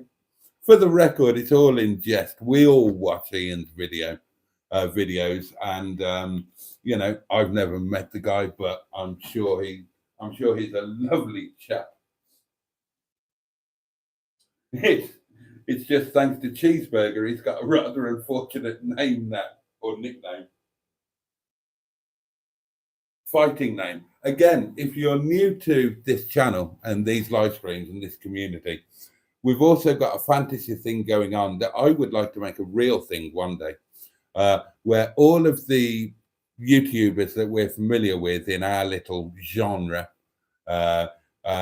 they all do celebrity wrestling or boxing matches against each other. So we've given them all fighting names.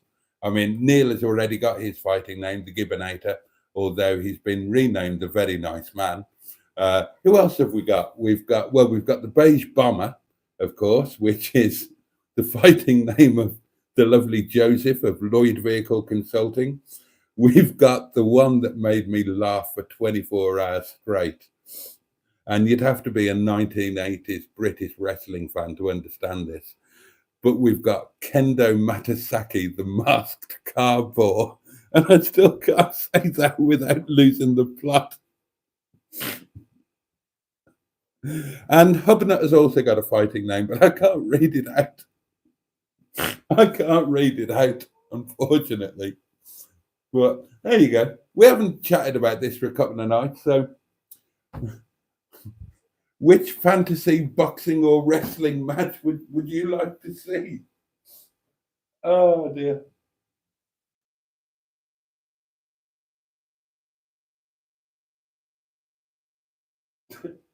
Kendo Matasaki, the masked cardboard.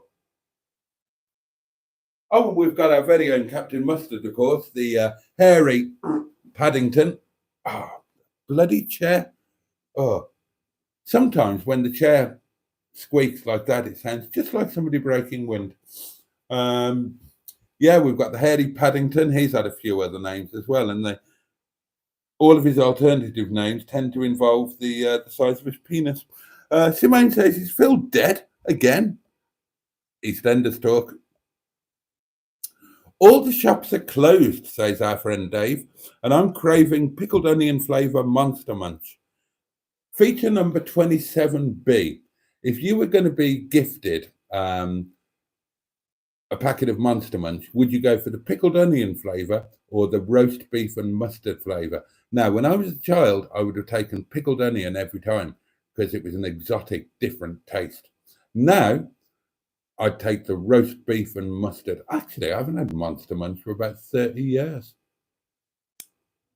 Oh. And wasn't there a thing about Monster Munch? Or is that an urban myth? I'm trying to remember exactly what it was. I'm sure I saw it on Facebook. We all thought that Monster Munch were the feet of the monster.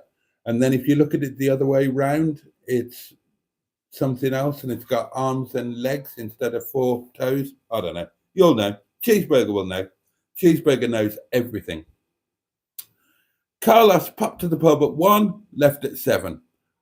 Had to change some plans. I thought you said I had to change some pants then. Bloody hell. You know you're drunk when you pepper yourself, don't you? We've all done it. I refuse to watch EastEnders, says Barry. Any show which hires a convicted murderer is not my idea of entertainment. Oh, convicted murderer. Oh, God, was that Dirty Den? Was that Leslie Grantham? He had a bit of a murky past, didn't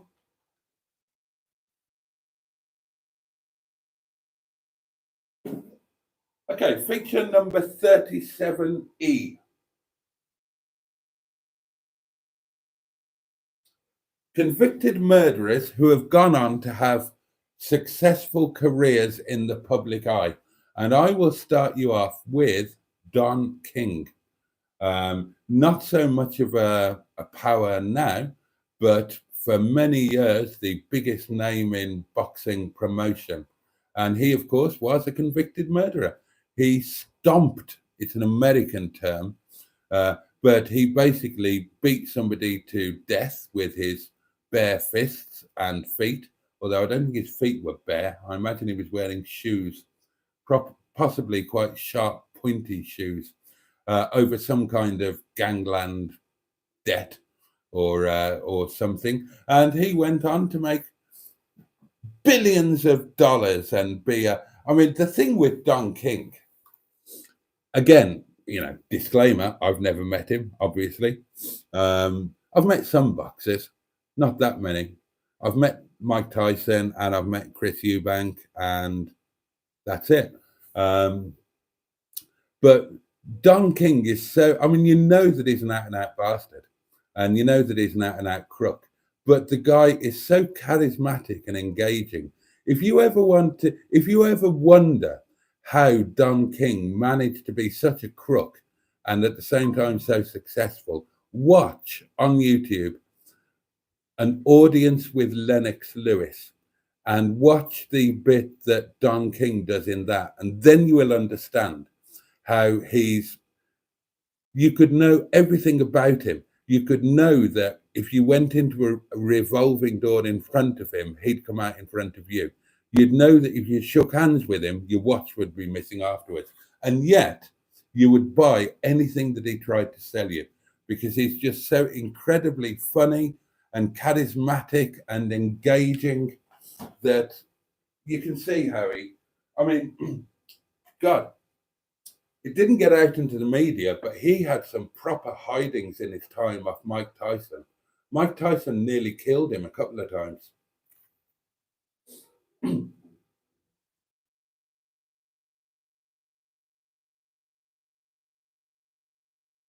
Pardon me. Is it 1 o'clock yet? Oh, it's knocking on.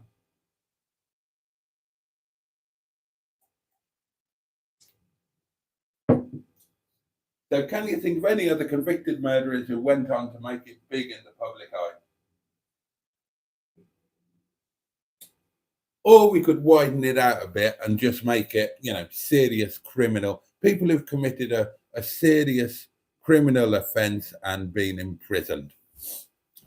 Oh, in which case there's that TV chef guy. What's his name?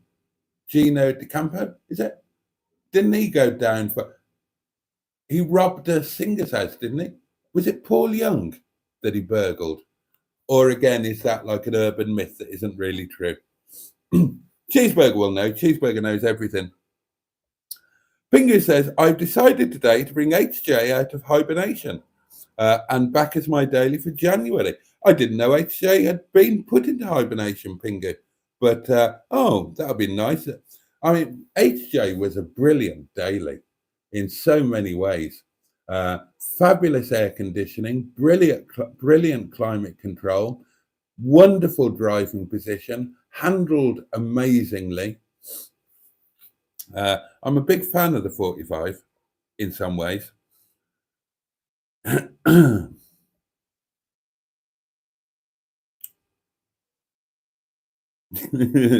Yes, indeed, Cheeseburger. Oh, John is now watching live. So that's nice.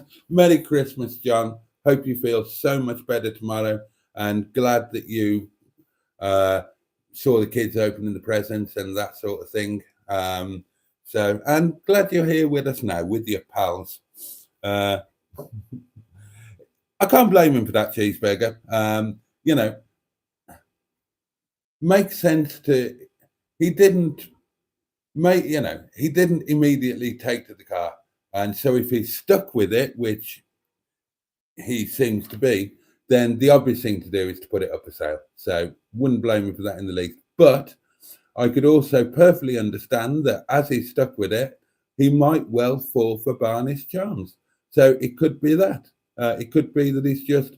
I didn't fall for Barney straight away. It took me...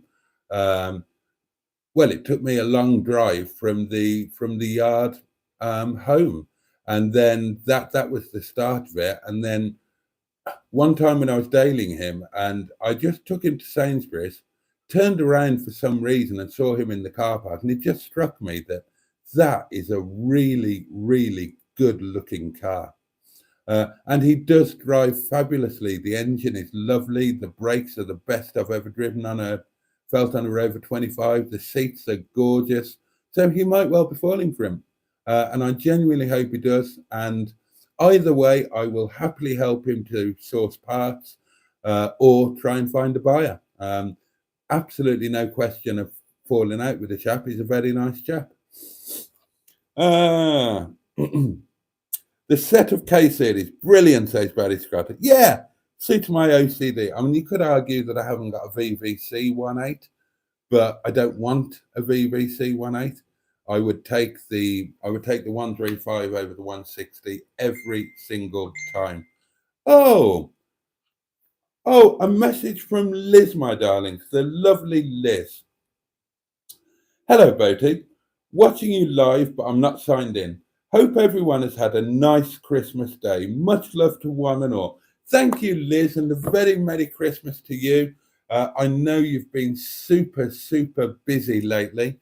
So thank you for the message. Lovely to know that you're watching. Merry Christmas to you and yours. And I hope you've had a nice, chilled and relaxed one, because I know you've had a lot of stress lately. So hopefully you're having a nice chance to chill out lead some more normal hours and know what meal is going to be. Because Liz put a post up a little while ago. She just finished work or research or whatever it was. It was the wee small hours of the morning. And she was so disorientated in terms of time that she was hungry, but she didn't know what meal she was supposed to have, whether it should be breakfast or supper or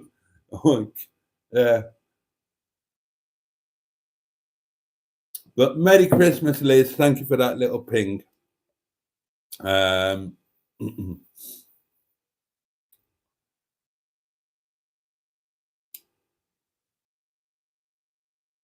Simone says, that's why I fucking hate so-called smart software. It's always listening. Hey, Siri, are you listening? I don't have an answer for that. Is there something else I can help with? No, that's fine, as you were, but thank you. Sure thing. No problem. Okay, go away now. Thank you. Thank you very much.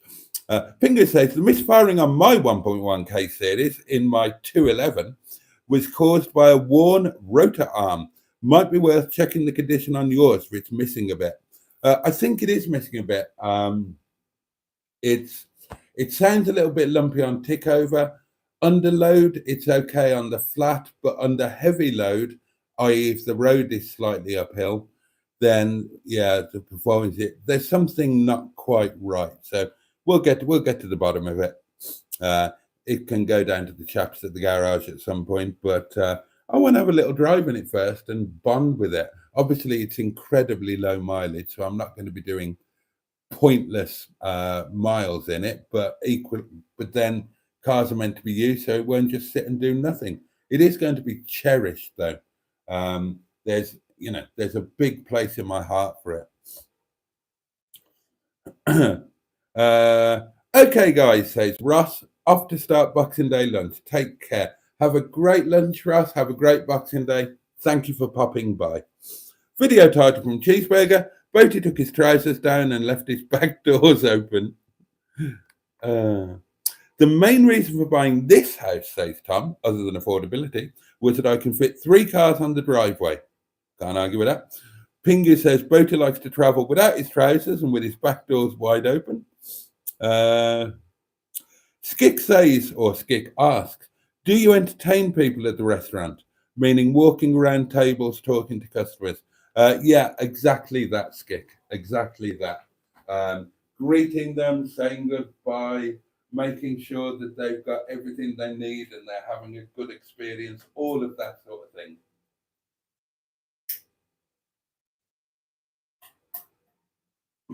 And then Cheeseburger, who else says, yes, Skick, like Basil Fawlty. And, it is tempting sometimes. I had a joy doing it today. It was lovely. We had Christmas jumpers, and I love the tradition of going out down the pub, or in our case, the restaurant, in your Christmas jumper. So I had a kind of unofficial Christmas jumper off, and chose my favourites. It was great. I enjoyed that, and there were some lovely people today, and it was lovely to see everybody enjoying themselves.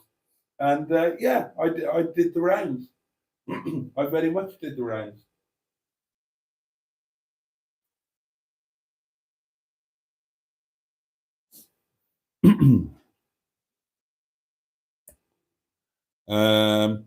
Tom says mine's a 1500. We're talking Spitfire, which was the last one. I can drive it comfortably mostly, but it does give me pins and needles after a while.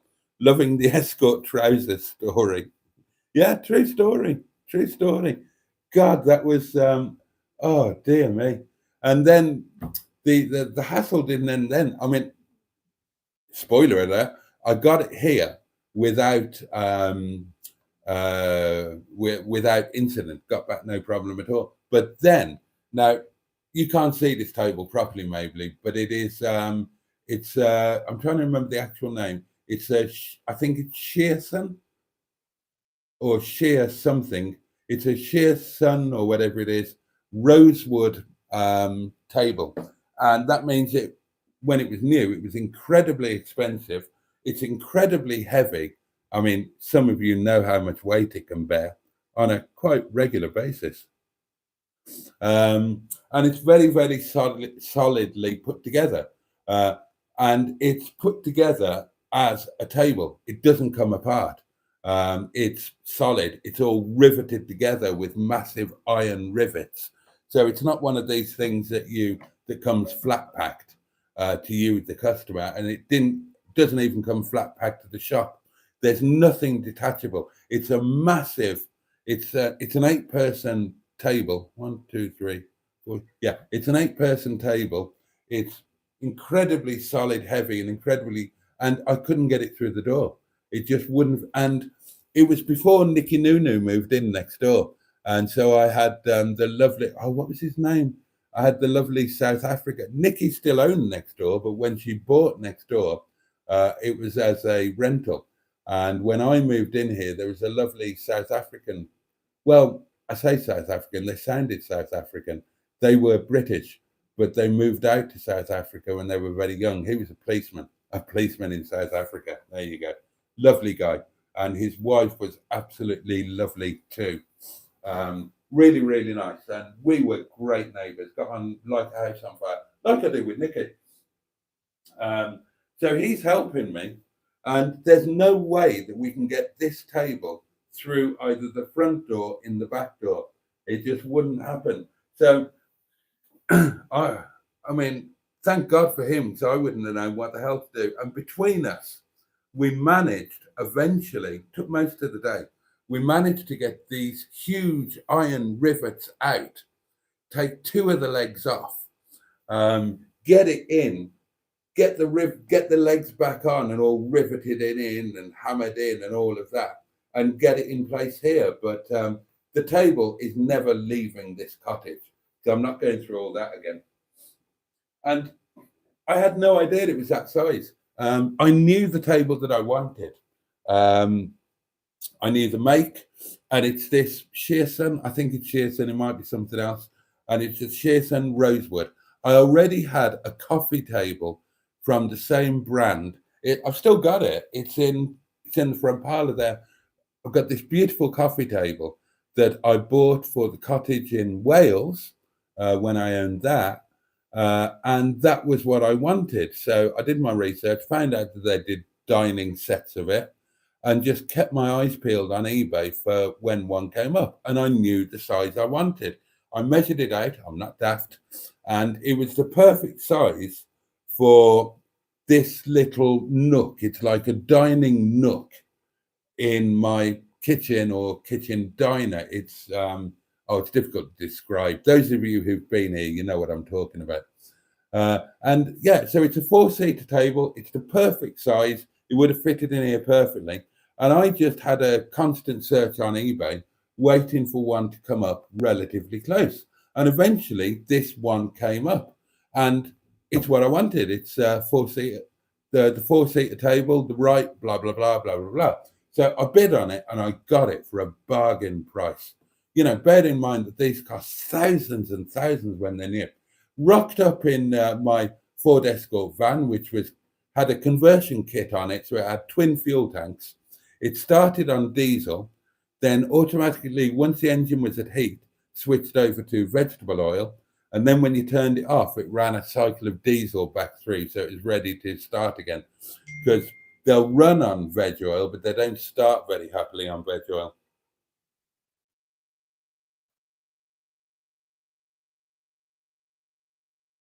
Sorry, that's WhatsApp pinging. Oh, another request to join. Who's this one?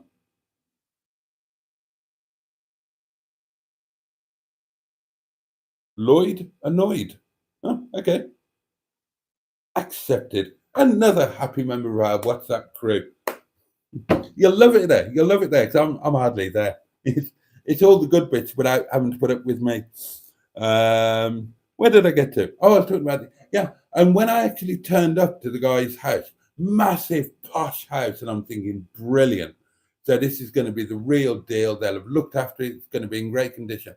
And I knew it was the size. He didn't give measurements on the table in the eBay advert, but it had 4 chairs. So I knew it was the 4-seater. So I knew it was the right size. But when I got there, it's the 8-seater that he's only got 4 chairs for. I don't know. Maybe he just wanted to spread out on a massive table. He did have a massive house. So I'm suddenly thinking, oh shit. And that was why it wouldn't fit in the van. If I'd have known what size it was, I would have organised, and it was relatively local. So I'd have got one of those man with van people off a local Facebook marketplace group or whatever to go and pick it up for me. But I thought it was the size that would fit in the Escort van. Anyway, it's been a fabulous table. I love it, and I wouldn't change it now. It is too big, but the way I've done it is you're pushed where you are, you're near the wall, and the table, it's got the chair in behind it, just behind where you are, and that's kind of pushed up against the wall. Again, those of you who've been here will know. So that's not usable. And then you've got chair there, as you can see, chair here and chair here, which is my place. And on the odd occasions when I have had more people here, I just pull the table out this way, and then you can get people all around it. But to be honest, I've got so much dining space outside in the yard, and it tends to be summer when I entertained, that I've done it outside because I've gone down now in the yard. Because I got Bob instead, the inexpertly constructed Palace of Motory Delight, and changed all that side. But I used to have like 16 people dining outside in the yard. Now it's just one table of 4, because I don't know. I don't seem to do that sort of thing anymore. And I haven't had to move this table for ages, because I haven't had more than 2 people visiting and eating at any one time. But there you go. That's a table story. I was fascinated by the Triumph GT6 as a teenager, says Buddy Scrotter. There was one in poor condition on someone's drive I used to see every day on my paper round. Yeah, the GT6 was, it was basically a hardtop version of the Spitfire, wasn't it? I'm trying to remember which engine it had as standard. Actually, did the GT6 have a 2-litre lump? Because I remember selling a Spitfire, the nicest Spitfire I've ever seen, in Inca yellow or whatever the yellow was called. And it had been fitted with a 2-litre engine that I'm sure was out of a GT6, and it had all fantastic wood and leather.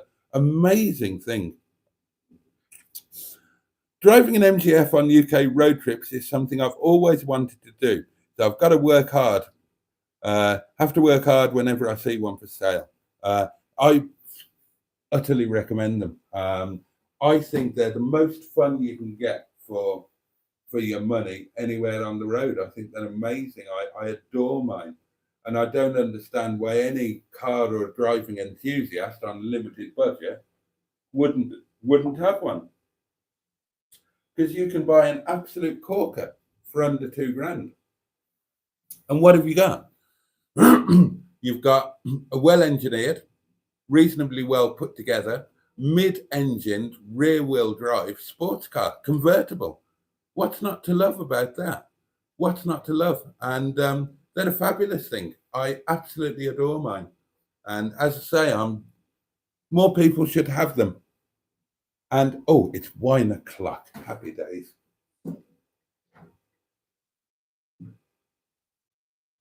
Well, I've made it 2 hours in. I'm not doing too badly, am I?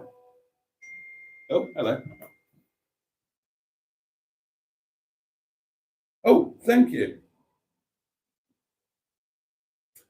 Somebody has just pinged me on WhatsApp. It's Jimbo, to say, Boaty, it's wine time. Thank you, Jimbo.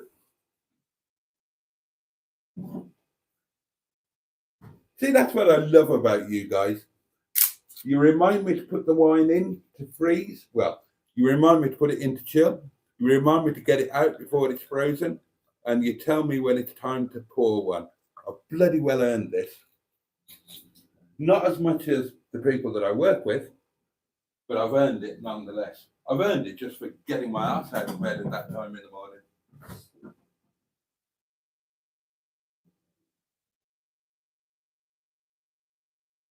I'm going to try and make it through to midnight, darlings. Hopefully, the wine will give me a second wind because it would be nice to have seen Christmas Day in with you and see it out with you. I would like that. Oh, Sophie's having a drink with me and she sent me a picture of, oh, it's a can of Carling Black Label. Carling Black, I bet he drinks Carling Black Label. That was a good advert, wasn't it? The one with Len Ganley, the snooker referee. Was it? And he just, and it was Teddy Griffiths, wasn't it? I think it was Teddy Griffiths and Cheeseburger will know. Teddy Griffiths and John Spencer. And they looked at each other and Teddy sort of says, I bet he drinks Carling Black Label. And the other one said, you ask him. Yeah. And the ironic thing is that Len Ganley, being portrayed as the tough guy, he was actually headbutted by, was it Ronnie O'Sullivan or was it Alex Higgins? Or was it Jimmy White? No, it wasn't Jimmy White. I think it was Alex Higgins, wasn't it?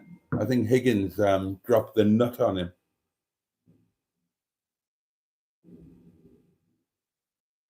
And John is multitasking. He's watching the live and is on the WhatsApp group. Good on me. Yeah, good for you. It's more than I could manage. Is the microphone still all right? Jolly good. Oh, yes. Sorry, says Buddy Scrotter. Sometimes I'm not descriptive enough. I meant, why is the caravan not good enough for JM?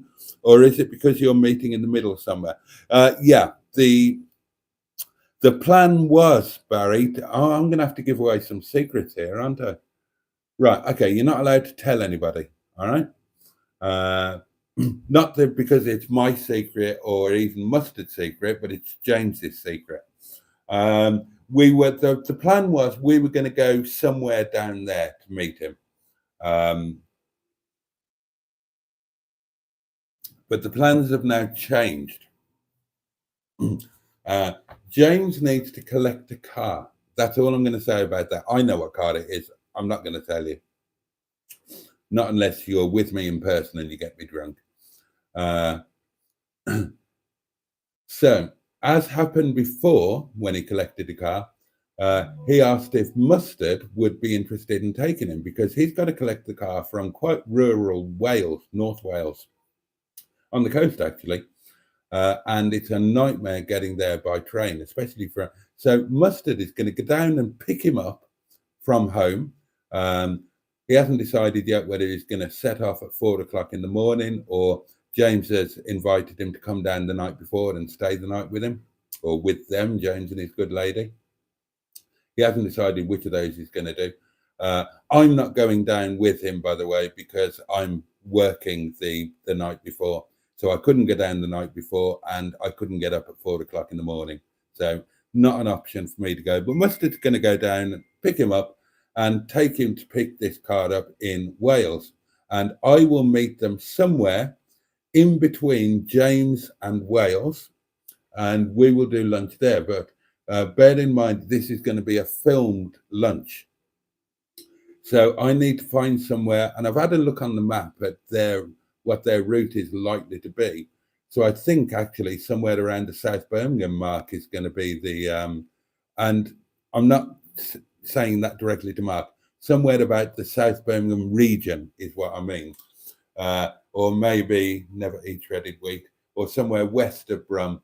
I think basically they're going to be heading around the 42 and picking up the M5 and then the M6 before heading off, the way that I go to Rill and whatnot down the coast road. So we need to pick somewhere where I can meet them and where we can film a lunch together. So that's what's happening with that. So it's nothing to do with the caravan, Barry. It would have been a hoot to have had James in the caravan. He's a very down-to-earth lad. When we asked him, his reply is memorable. When we asked him and said, we're doing this thing, would you like to come and have lunch with me? And he effectively said, well, you had me at lunch. If you mention lunch, I'm going to be there. So, he's a man who obviously likes his grub like we do. And it would have been a hoot to do it in the caravan because he would have been well up for it. Well up for it. He's a very down to earth chap. But there you are. So that's what's going to be happening with that. Barry, I loved the GT60 cheeseburger ahead of its time. Things were different then in terms of finding out what a car was if it didn't have a name on it, because up until that point I'd only seen the Spitfires. No, hubby didn't sell me the Metro cheeseburger. Does anyone watch Ben from Tasty Classics? Asked Barry Scratter. Cheers, by the way, darlings. Cheers, your very good health. And if you're having a drink with me, bottoms up.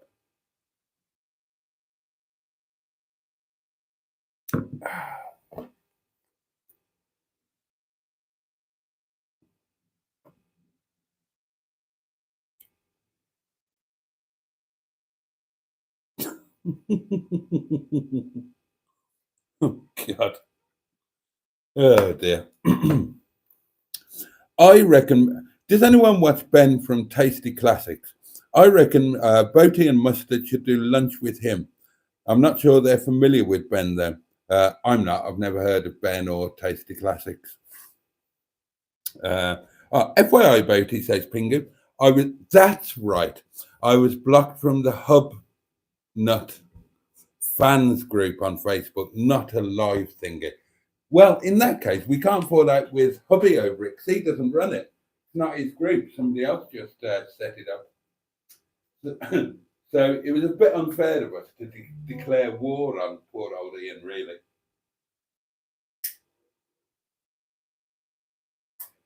Because he's absolutely nothing to do with the management of that group. But I will say that you're not missing much. It's a terrible group. A lot of the content is really boring, and the admin take about 48 hours to approve any posts. I'm not reading that one out, Cheeseburger. True story, says Barry. Leslie Grantham was serving in the army when he did the deed. My granddad was his commanding officer. I think you can guess why I have no time for him. Ah, interesting. Cheeseburger says, not a murderer, but McVicker had some publicity. Also, Ronnie Biggs. How about Michael Barrymore? Funnily enough, I met Michael Barrymore. He's one of my celebrity contacts. And I totally said the wrong thing to him, didn't I? Me and my big size 11 in my mouth.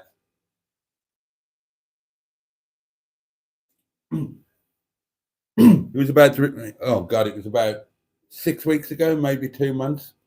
And, I said, you're kind of back in the swing now. Are you doing any panto this year? And he said, pardon the language, he said, fuck that. I did Aladdin a couple of years ago. Haven't heard the fucking end of it. Shout out for John from Cheeseburger. That's nice. And everybody's saying good evening to him. Alec Baldwin is a straight shooter, says Barry. I think we can see what you did there. Pingu took HJ off the road in October when my missus downgraded to a Peugeot 306, but now it's time for some Silver Rover action. Have you watched Mustard's last couple of videos? I know he's put some out tonight that have gone from private to public or members to public or whatnot. But the last couple of videos were that 45 of his, and he's made a point of saying, and it's in Starlight Silver, which is the best colour for one of these. He's such a wind-up merchant. He's been going on for months and years about how Silver Rovers are terrible. It's the worst colour. Now he's got one. It's the best. I mean, I've had this argument with Mustard countless times. As you know, or may know, I have a lot of Rover. I was trying to say Rover brochures, and I was going long on I was going to go brochure. It's late. I'm tired. I'm halfway down a glass of wine. And I've been doing this for 2 hours and 10 minutes when I wanted to go to bed at the start of it. So I think I'm doing quite well. I do want to see out Christmas Day with you, my lovelies. It was lovely to see in with you, and I want to do both ends, bookend Christmas Day with it, with you, lovely lot.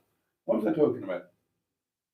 Oh, complete. Oh, yeah. So I've got a load of Rover brochures for all of the range. And if you also have Rover brochures and Land Rover and MG,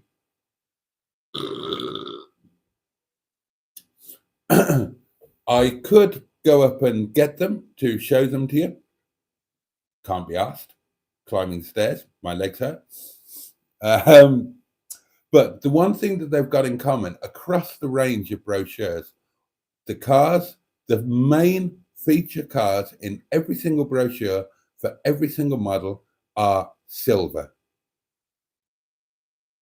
Now then, so that means that at least the marketing department think that silver is the best color. So I rest my case. If silver cars are the cars that Rover use to try and flog their wares, they think it's the best color. I agree with them. So I'm right and mustard is wrong. And anybody else who agreed with mustard is wrong. And even those that didn't actively agree with mustard or disagree with me, but didn't actively agree with me, you're wrong too. Serves you all right. They look good in silver, especially the 45, especially the saloon, especially the V6.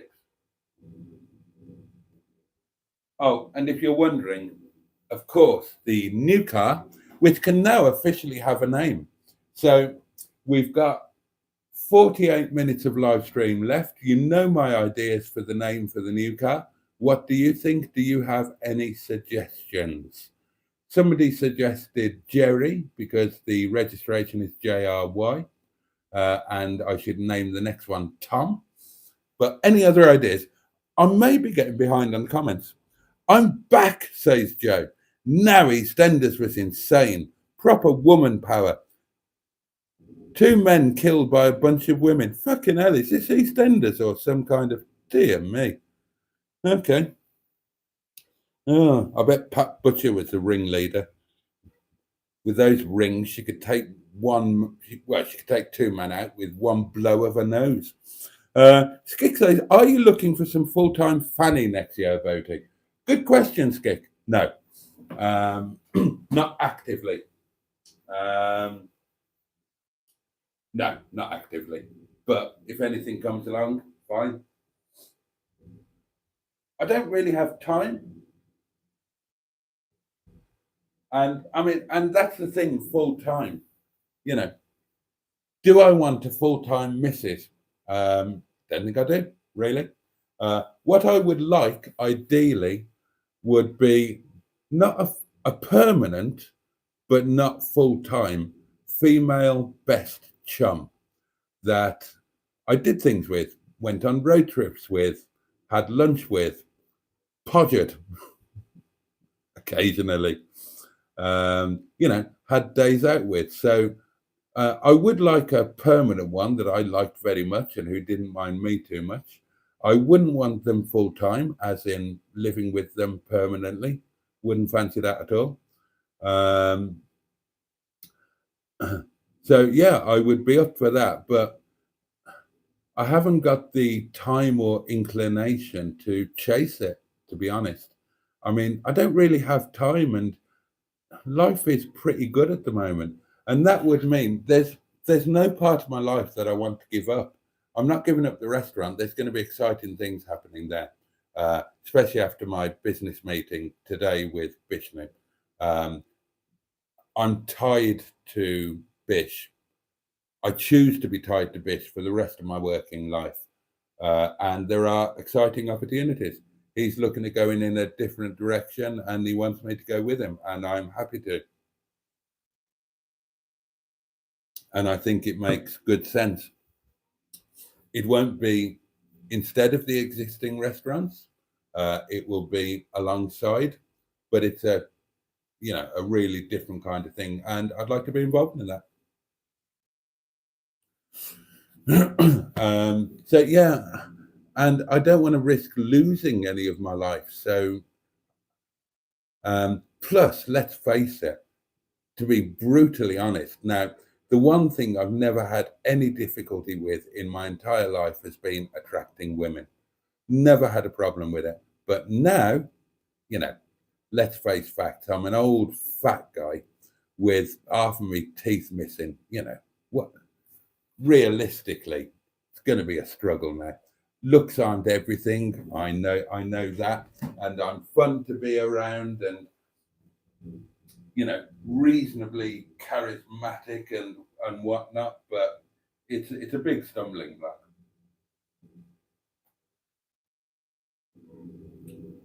I've still got a couple of part-time irons in the fire, so don't worry, I'm not going entirely without or anything like that. But to fully answer that question, who was it? It was Skick, wasn't it? I would love a permanent or, you know, long term. I would love a long term female girlfriend or female best chum or girlfriend or something like that, but not full time as in living together. Unless they were like totally compatible with the life that I've got now and totally on board with it, which means they'd have to be okay with being on film, and not a lot of people are. They'd have to be okay with the hours that I tend to keep. They'd have to be okay with a stream of money heading towards a stream of elderly rovers. They'd have to be okay with going to a shitty car yard on a Monday. And they'd have to be okay with me disappearing to the restaurant every night and all of that. So, but it's fine. As long as I get the occasional bit of action, life is good. I'm happy. You know, if Bernard came along and said, right, that's it, I've realised I've been wrong all of these years and I should be with you, then fine, I'll go for it.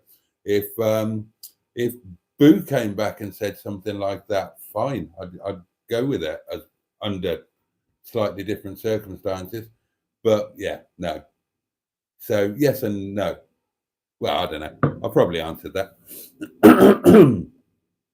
God, how far am I behind on the comments? But he's got to head off, or he did have to head off whenever he wrote that. Have a good one, everyone. I intend, if I'm up to it for New Year, says John, having a drink of Jack Daniels, or several. Depends on my mood at the time. Good for you. 30 in the chat, says Stephen Esport. 32 at the moment. We did get up to 41, which I think is a new record for me. Son of Jack 71 says, Merry Christmas, Boaty, from a usually quiet Sunderland. Keep up the fabulous work. That's very kind. Thank you very much. Sunderland.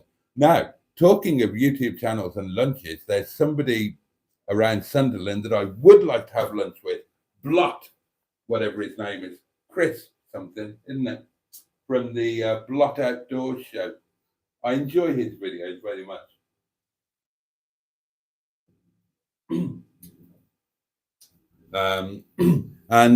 Yeah, I would love to have Blot to the caravan for lunch. He would be well up on my list.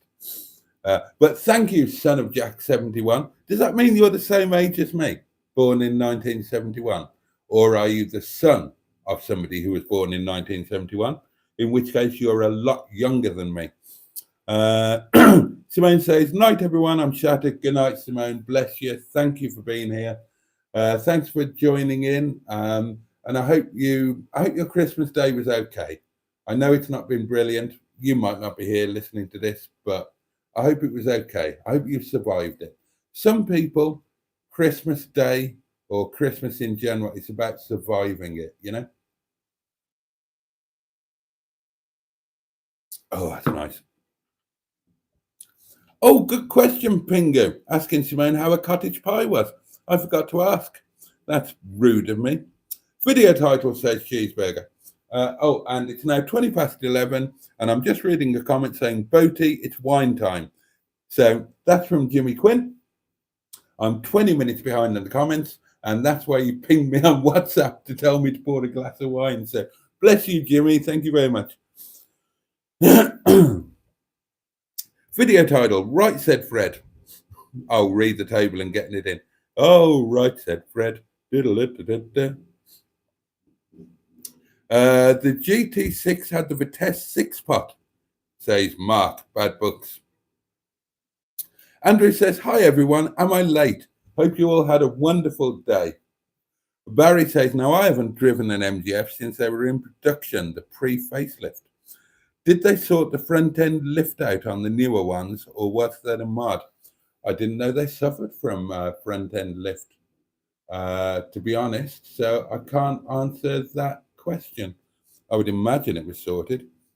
It was Higgins who headbutted Ganley. Thank you, Cheeseburger. I knew you'd know.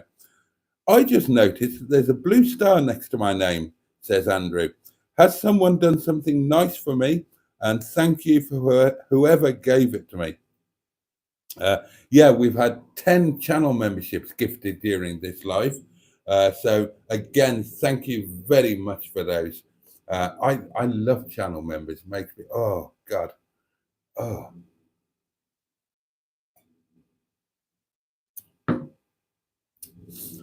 Skick says, I thought Barrymore would have made a comeback, considering it was proved he was innocent.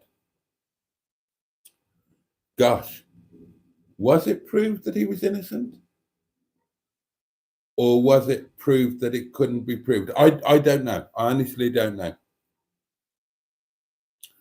Loads of places just off the M42/M5 for lunch, says Cheeseburger.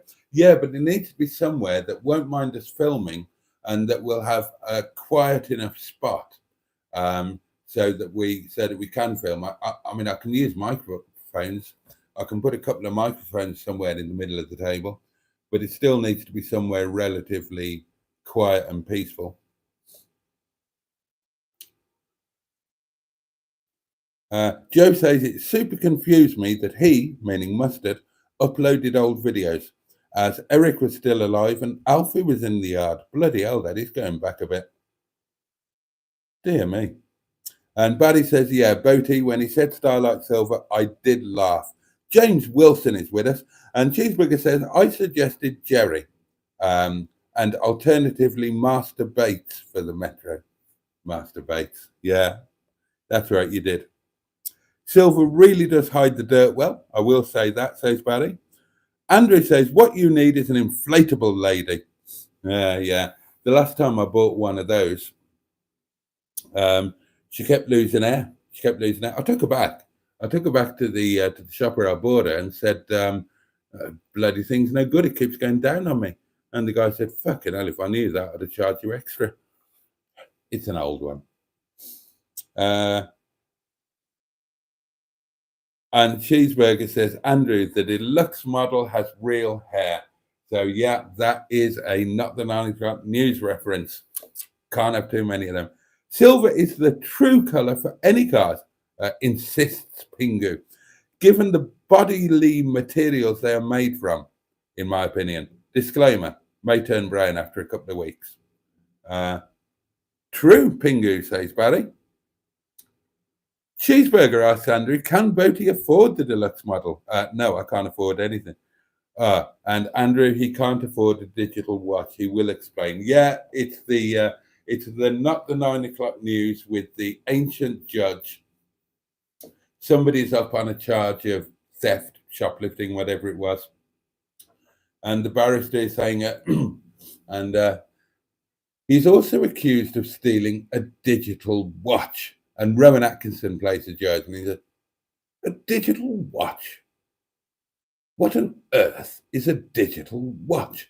Oh, they're very common now, my lad. It's an electrical timepiece opera, and so on and so on and so on. And he comes out, I can't remember all of the things that he comes out with, but they're all things that the judge has never heard of until the final denouement or punchline is, and finally, he's accused of stealing a deluxe model inflatable sex doll. And the judge says, oh, yes, the deluxe is the one with the real hair. And then oh, dear. Son of Jack 71 is indeed a product of both 1971 and Sunderland. Oh, Cotton Pingu says, I believe you had 42 viewers before, old chap. Not all of them on the table, though. Thanks for the channel membership, says Andrew and Baboon Tish. And I have caught up on comments. There are 31 of you still watching. 27 people have been sufficiently motivated to hit the like button on this. And I'm going to fill the steamer and prepare my supper because I'm going to bugger off at about 1 minute past midnight. I'm going to get my supper and I'm going to get to sleep. Although I'm not feeling all that sleepy now. I couldn't keep my eyes open at the start of this, and now I'm feeling all right. So what do you want to do? What do you want to do? We've got 35 minutes. Oh, that sounded a bit brummy, didn't it? We got 35 minutes. Do you want to see paperwork for the new car? It's got... Now, this is Rover R6. Look, you'll all recognise this. You'll all recognise that. Remote locking thing, correct? For the Rover. Of course it is. Except with the R6 base model, it isn't. Because it hasn't got central locking. It also hasn't got electric windows. It hasn't got power steering. It hasn't got a cigarette lighter. It hasn't got... what's the other thing that it hasn't got? Oh, it hasn't got a clock. It's got fuck all, which is great.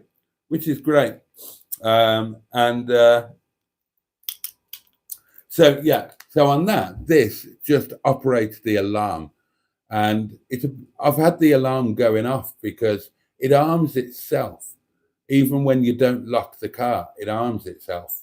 And you suddenly open it, forget that you've got to press this because you haven't got to unlock it or whatever. And the alarm booms out at you. But so there's that. Let's show you a couple of bits now that the car is apparently officially mine. Bear with.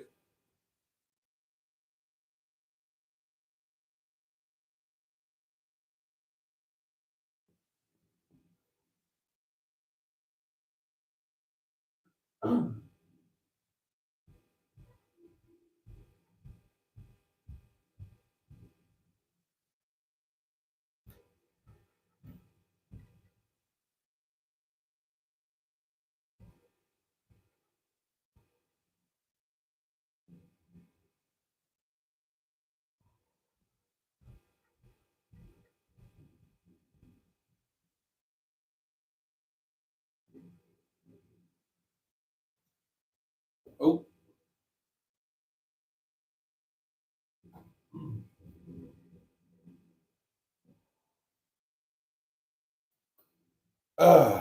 Sorry, some of them were upstairs because I was reading the bits when I was on the bog this morning.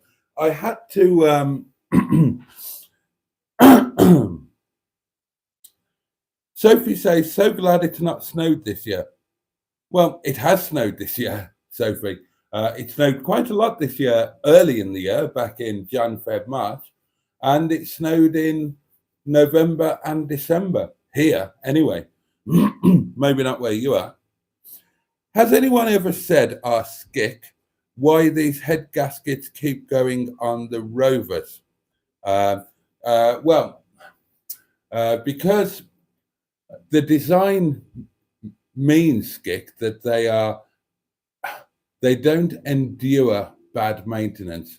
So they don't like being run low on coolant. They don't like being run with the wrong coolant.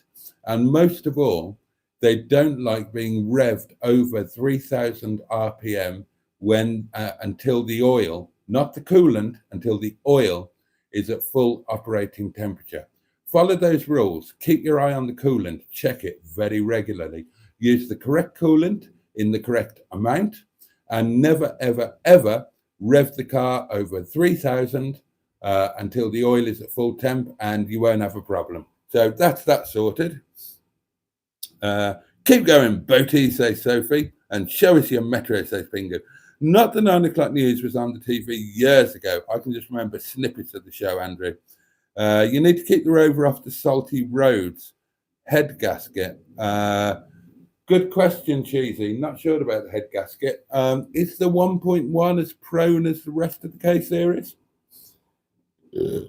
Glove box. It does have a glove box. I can confirm that it does have a glove box. It has also, and this is bizarre. I'll show it to you. If you've not seen it, it's amazing. It's got a hatch, a boot light, a light in the boot hatch, whatever you want to call it. And it's the most Heath Robinson thing. It looks as if it's been added as a DIY boot light by somebody who's really not good at adding DIY things. And that's actually how it left the factory. So it does have a boot light.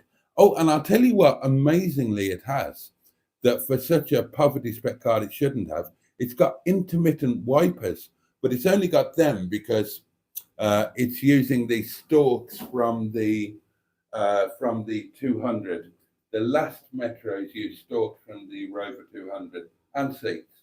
I told you that before. See, I've been going 2.5 hours. I'm repeating myself. Oh, I was going to fill up the steamer, wasn't I? Oh, got some washing up to catch up with tomorrow. I'm really looking forward to my nice lunch tomorrow. I'm genuinely am looking forward to that. Because I didn't have my Sunday lunch because I was off picking up new car. Didn't have a Christmas lunch because I'm at work. I had about a quarter of a portion of staff curry because didn't get time to stop and eat it all. I just wolfed down what I could. So I'm really looking forward to a proper nice roast lunch tomorrow.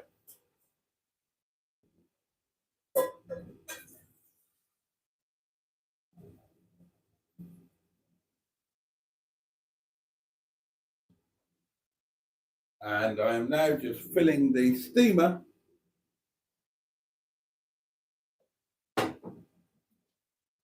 for my Christmas Momo supper. So there you go.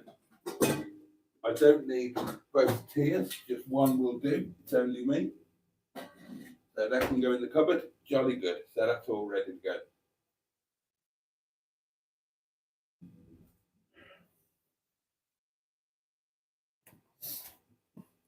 Does it have side repeaters or reflectors? Asked Pingu. Not sure. Not sure, to be honest. Intermittent wipers. I thought it had intermittent starting. No, oh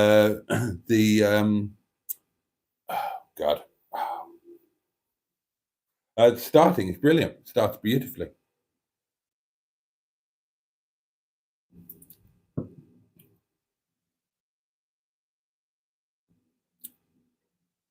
He's gone all Keith Floyd. Pingu says, according to Lord Mustard of the interweb, the smaller the capacity, the less prone to head gasket failure they are.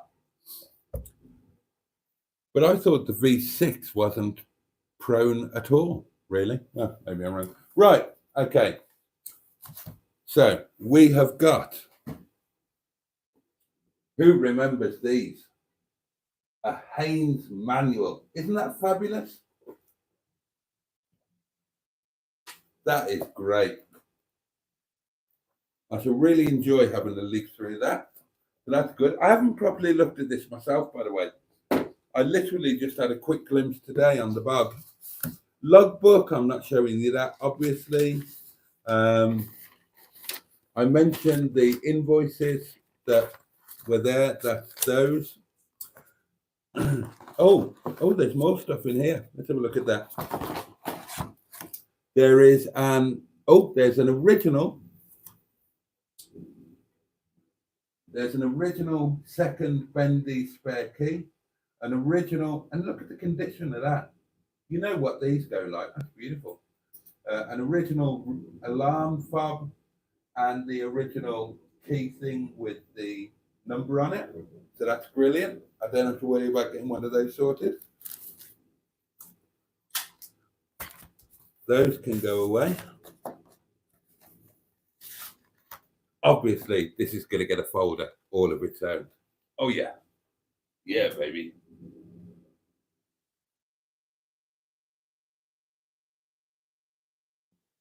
Let's see now. What else have we got? Will Joshua be heavyweight champion again? Asked Skick. Yes, I think he will. I think that the way that it will go will be when Fury and Usyk fight for the unified championship in February, if it happens in February. I think that Usyk will win that. I don't know. If you watch the boxing on Saturday night, or even if you listen to it on the radio like I did, then a couple of things to think about. They're not definitive, obviously, but right. Think about Otto Wallin. Right now, he should have beaten Fury. If Fury hadn't been the champion, Fury would have been stopped for that cut over his eye. It was horrendous. Wallin gave him a really hard 12 rounds. Joshua, slaughtered him in 5. So, maybe that tells you something about where Fury really is. And then look at Wilder.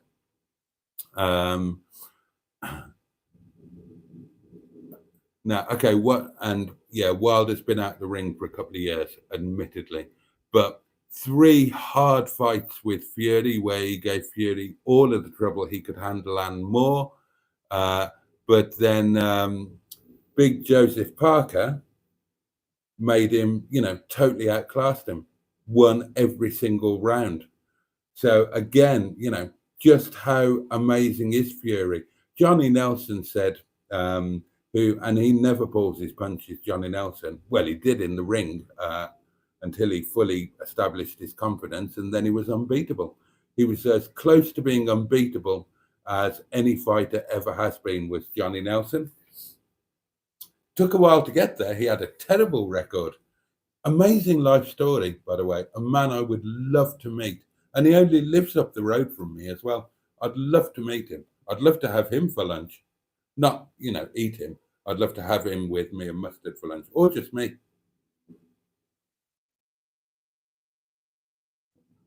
He was genuinely unbeatable for a long period, about 7 years. 7 years he was cruiserweight champion and just unbeatable. But yeah, he said that Fury's legs had gone. And, it wasn't a great showing in the Ngannou fight. And I reckon Usyk is going to beat him. I just do. So what will happen then is the winner of that fight will be stripped of the IBF belt. So they will become the unified champion, and then they will immediately not be the unified champion because they will be stripped of the IBF belt. And then I think Joshua will fight Flip Hrgovic for the vacant IBF belt. And on the form he showed on Saturday night, and with his new trainer, Ben Davison, and with his new hunger, I reckon Joshua wins that fight and he does become once again world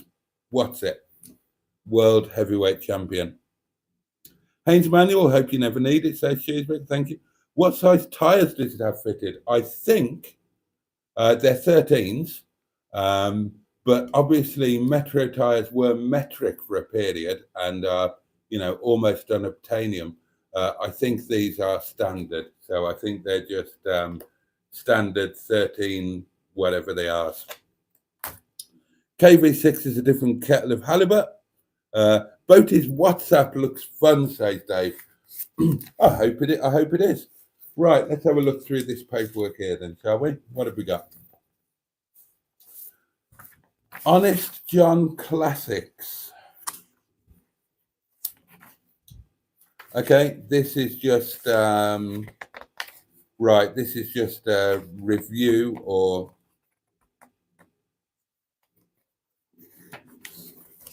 Johnny Nelson, call him a C and you will meet him sooner than you think. I'm not going to do that.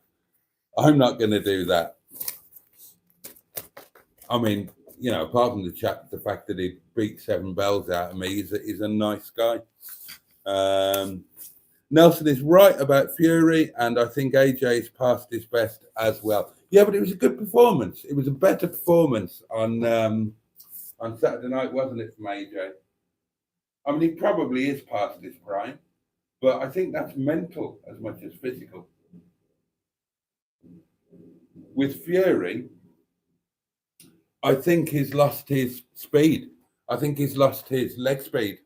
I think he's doing the same as Ali. He's lost his speed. You know, all of those years of ballooning up in weight and then trying to get back down, 3 punishing fights with Wilder.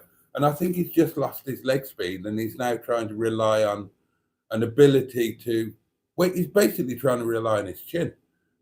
He's trying to just rely on the fact that he can, he's had to fight. Why would you change your fighting style? Why would you change the style that meant that you could get in with Klitschko, one of the greats, quite honestly, and come out of there without a single scratch on you? Simply because you're so quick, you're so elusive. Why would you change that, especially to go in with somebody with Wilder? And why would you change your style to face off Wilder, the biggest puncher in heavyweight history? What, you wouldn't do that unless your legs had gone. It would be madness.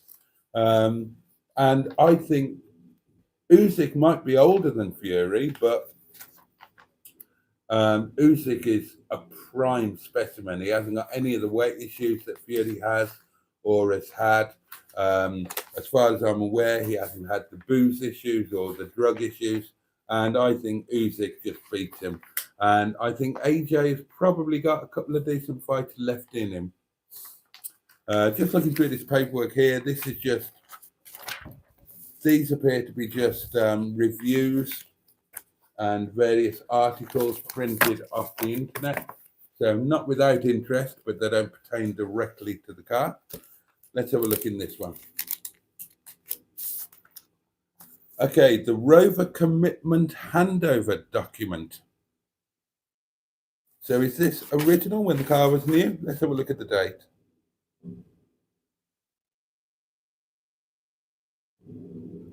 Yeah, 1995. So this is the original handover document when the car was new. It's a 2-owner car. And it was handed over to a Mrs. Iris Hamilton in Leicester. So there we are.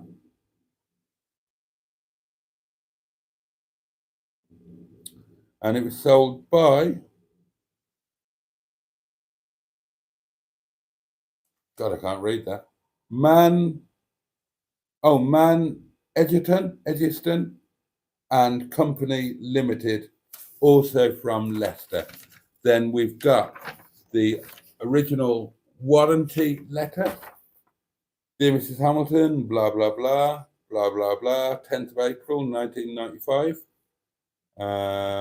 We have pleasure in confirming your purchase of optional warranty. So she took out an optional warranty, did the first owner. There's the warranty certificate schedule. And then we've got MOT.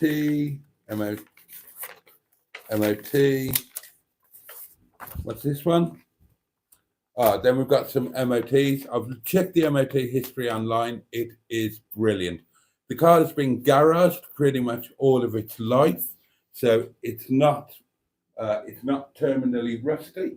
There's no mention of any corrosion or rot on any previous MOTs.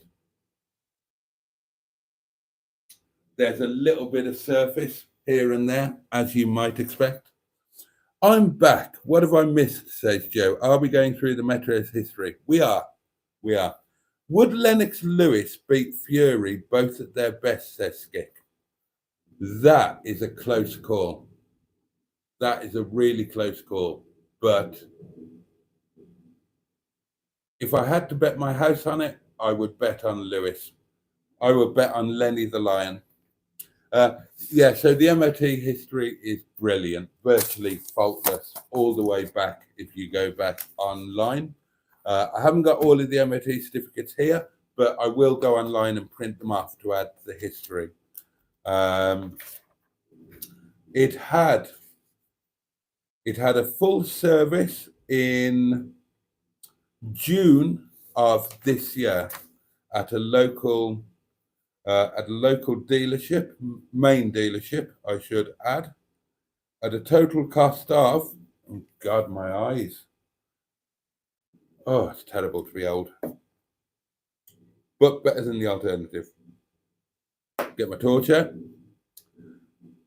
Yeah, so it was it was fully serviced on the 26th of June at a cost of £395.98. Engine oil and filter, spark plugs,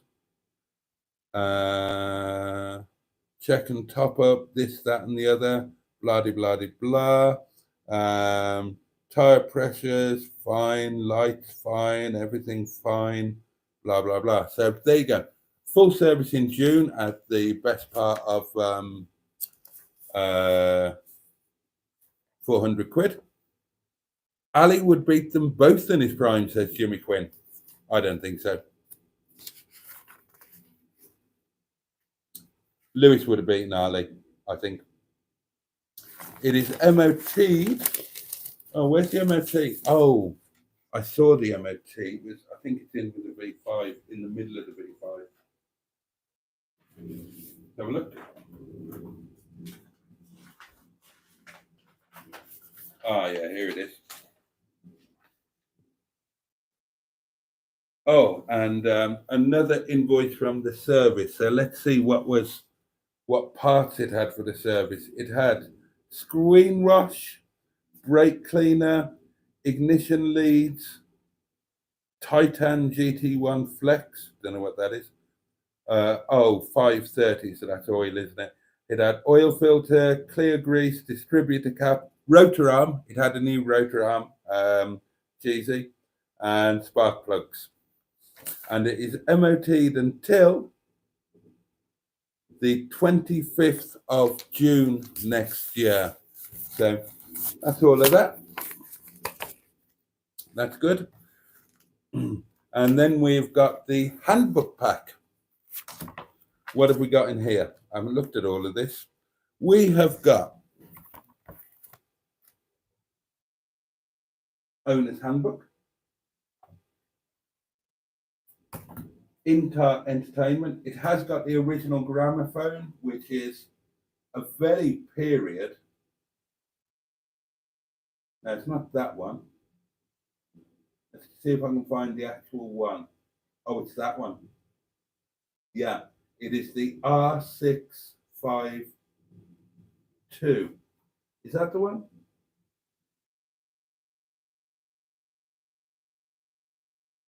Yeah, that's the one. There you go. Can you see that? So it's got the oh, that's good to know. Oh, security code. Has it got a security code? Have I got that? That's good to know the model number. So it is the Rover R652, which looks as if, oh, it says it on it. It's a Philips unit. And then we've got the owner information and service record. So let's have a look at this. This will be interesting. A little bit more wine would be nice.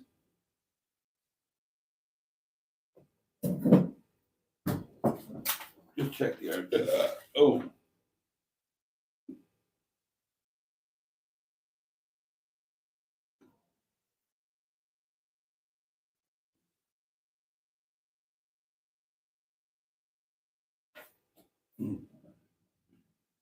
Yeah, it is a 2-owner vehicle, and it was a 1-owner vehicle, the original lady owner, up until quite recently. I thought there was a copy of the advert. I'm sure I saw that before. The chap bought it from. Let me just have a quick look.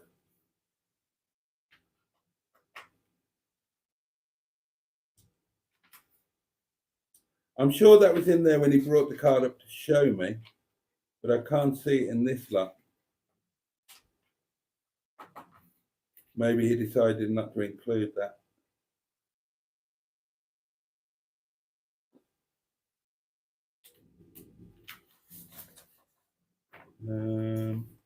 Or maybe it was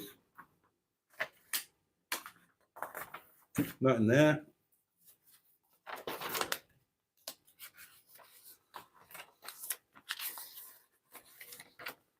This looks like quite an interesting article, actually. Oh, I need to read this.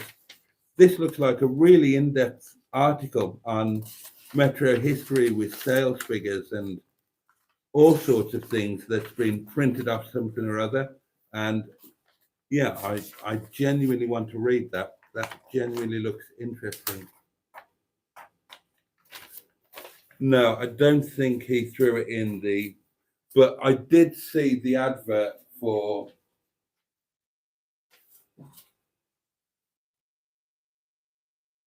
that he originally bought the car from, and yeah, I know where he bought it from and how much he paid for it, although it doesn't seem to be in the history now. I have, as you can possibly see, frozen my wine. So I'm a silly man. Not to worry, we'll put some frozen wine in there. And we'll put some non-frozen wine in there. And that solves that issue.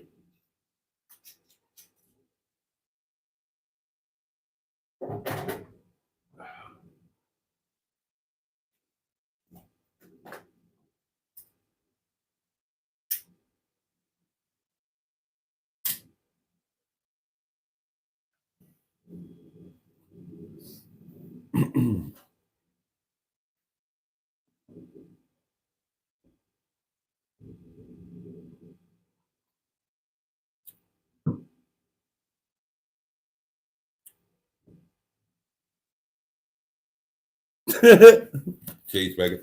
Let's have a look at the old service book. Okay. Rover 111. Date of first registration, 29th of the 3rd, 95.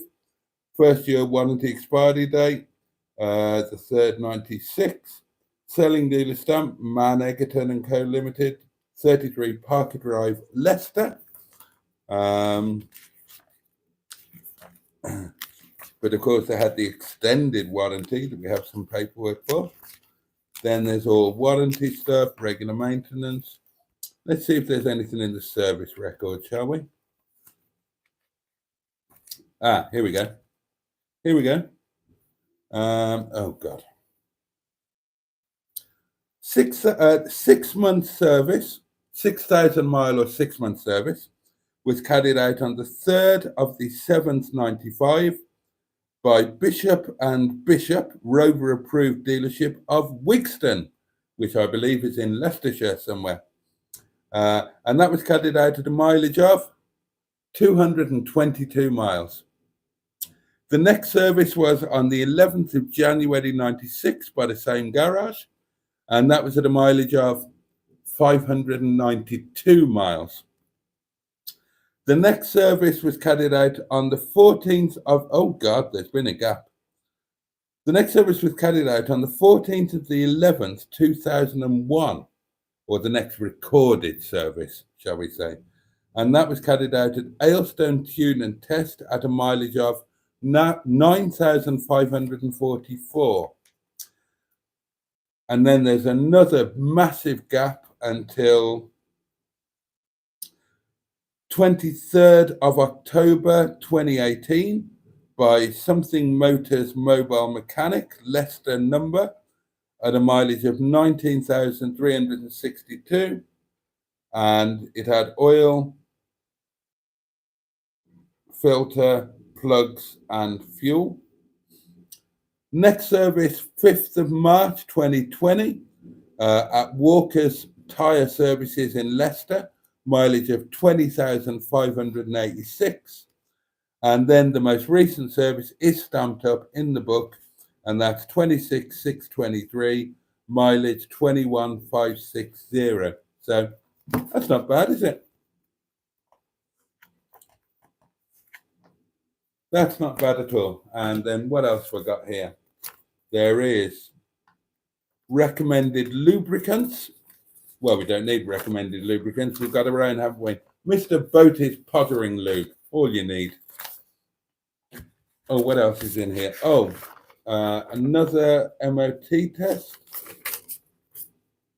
Oh, this one from 2022, done in Walsall at a mileage of 20,365. And that's a clean pass with no advisories.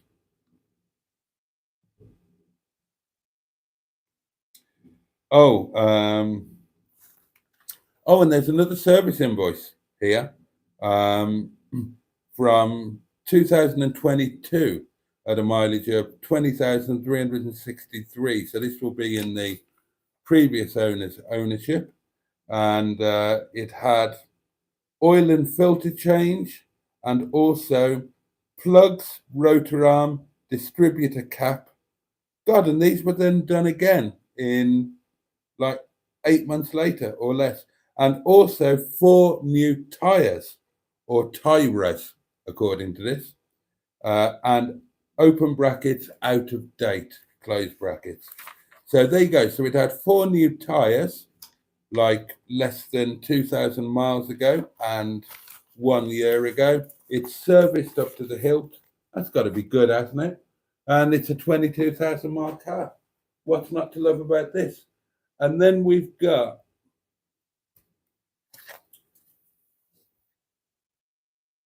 all of the original little cards in there. So that's nice to see, isn't it? So we've got the rover assistance card. What's that hiding behind there? Oh, look at that. The original.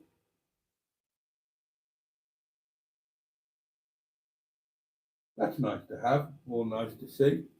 We've got the dealer's card with a name on it. Man Egerton, Rover, Sales Executive Dan Hubbard. Presumably that's old Mother Hubbard's son. And then the Rover security card.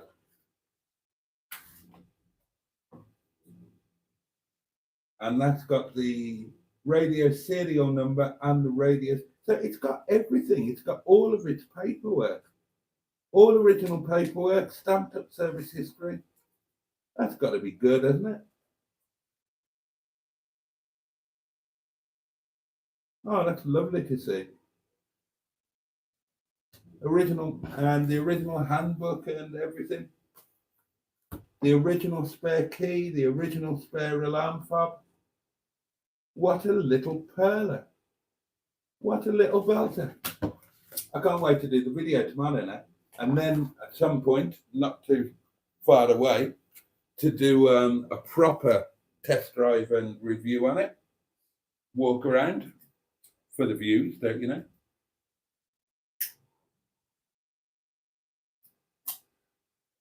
And then we're going to have to do a road trip in this thing, aren't we? How about if the next time I go to Rill, which I think will be, I'd like to do that. If not Rill, then somewhere else. I'd like to do it as a birthday thing. Let's just check the calendar.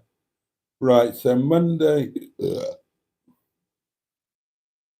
Right, well, it's my birthday on the 14th of January, and then it's Monday on the 15th of January. So how about if I plan to go for another night in Rill at the Rill Travelodge Hotel, breakfast free for dishonest people, and maybe a cheeky Chinese in the Laughing Ship, in the Giggling Buddha the night before, because that was rather nice. Might meet up with that chap who thinks he knows me, and my name is John again. And what about if I did that in the new car, which hasn't officially been named yet, but I think it's going to be Tigger for all of the reasons that I gave last night.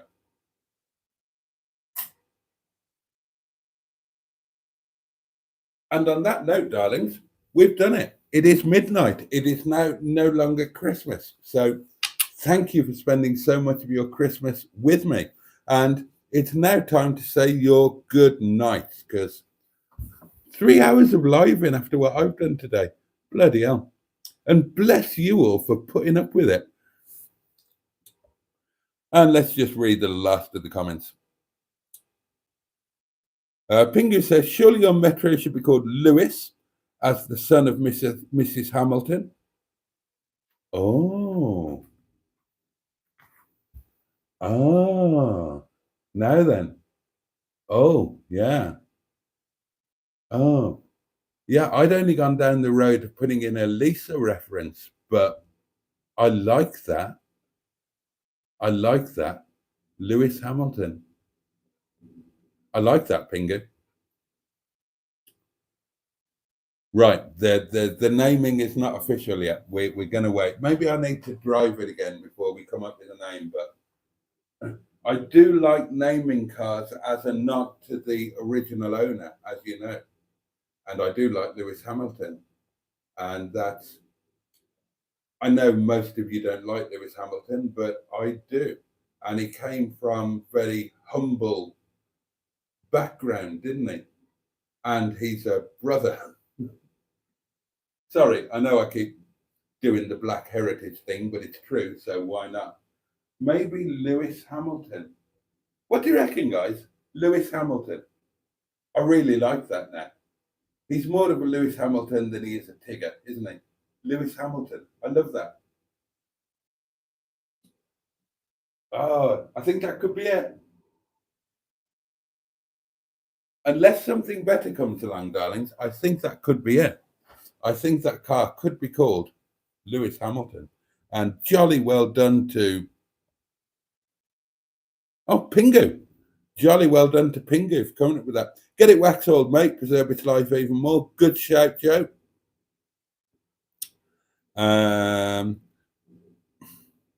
Without any doubt, Ali was the best heavyweight of all time, says Skick, so that puts an end to that argument. Cheeseburger says Philips were decent gramophones as original equipment. Looks like you have a gem of a car. Look after it. Well, I've got a car with gem of paperwork. Have a look at the car itself. It's pretty fabulous, to be fair. It is pretty fabulous. I can't wait to show you all around it. There's not much to see in the video I'm going to put up tomorrow.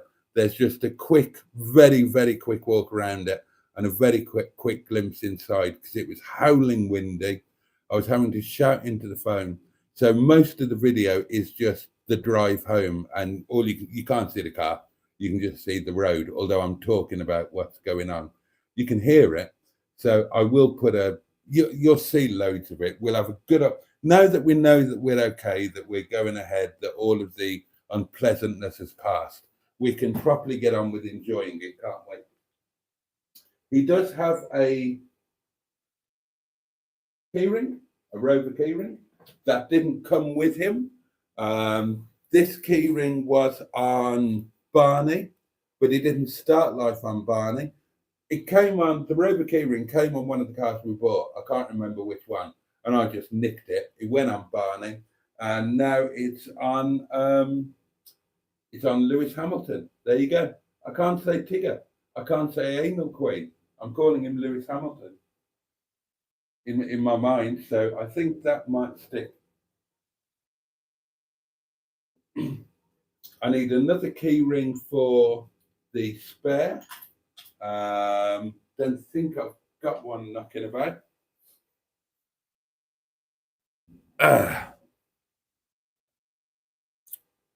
The Rover 100 down a cylinder, says Mark. As the ignition part's replaced, plug your scanner in. Only services the fuel filter. And here's to you, Lewis Hamilton. Boaty loves you more than you will know. Whoa, whoa, whoa. I like that as well, Cheeseburger. In fact, that could be the title of tonight's live. Christmas night live. Here's to you, Lewis Hamilton. That'll really piss everybody off who hates Lewis Hamilton, and they won't know the inside joke. I love that name. Pingu, well done, mate. Thank you. Great thinking.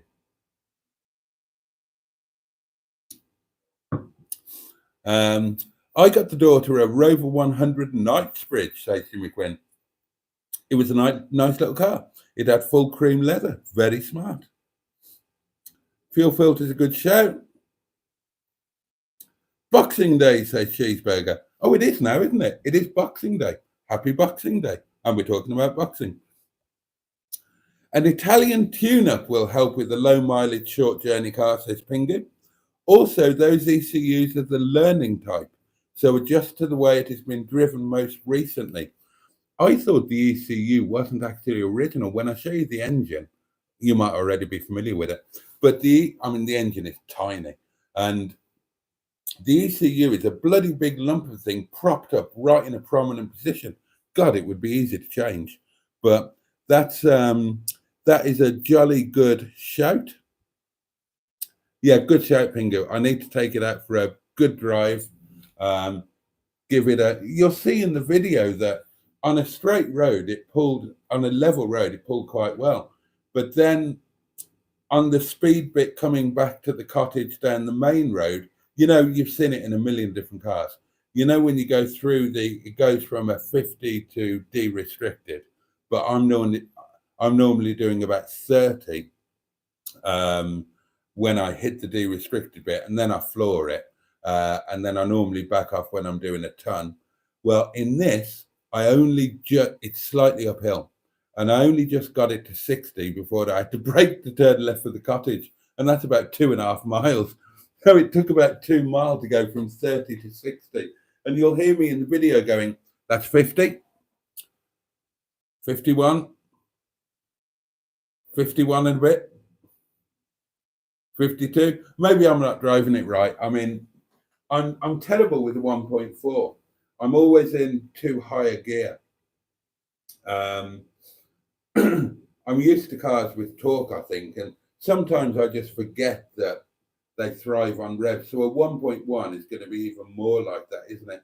So maybe because it's going to have even less torque than the 1.4, and the 1.4's got fuck all. So I was probably in the wrong gear as well. That probably didn't help. You probably have to thrape it to get it anywhere. But we'll take it out for some good spins over the time to come.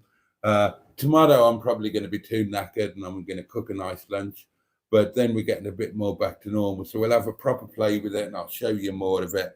And then when I've done all of my research and bits and pieces, I'll then do the proper video. Because the stuff that I'm doing now is for you lot who know everything.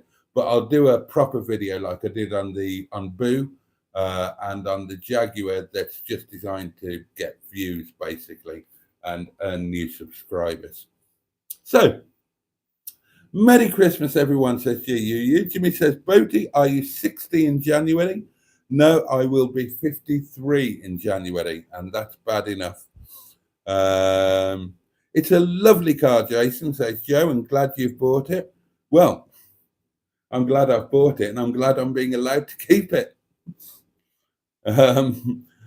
Pingu says Cheeseburger. He drives like an old lady, so no change. Steve Nespal says that's 3 hours of my life I'll never get back. We're all in that boat. Liz has signed in and popped in to say good night, Boaty and friends. Good night to you, Liz. Hope you're doing wonderfully well, my lovely. It's been a lovely night with you, Boaty, and it's lovely to catch up with you all, says Sophie. Pingu. True cheesy. Just watch out for those curbs. Tricky chaps. Curbs. I haven't done it since, and I'd never done it before, and it was a very specific set of circumstances. You all told me it wasn't my fault when I showed you what had actually happened, and you made me feel so much better. And then you just went back to being arseholes, and which is even more fun. Stigbert's driving beautifully, and he's got lovely new tyres. And thanks to Neil, he's going to have a lovely stainless steel rear box. And that's going to sound amazing. It already sounds brilliant. It's going to sound even better with that. The ladies of the night from Rill will be quaking in their stockings at the news of Boaty's impending visit.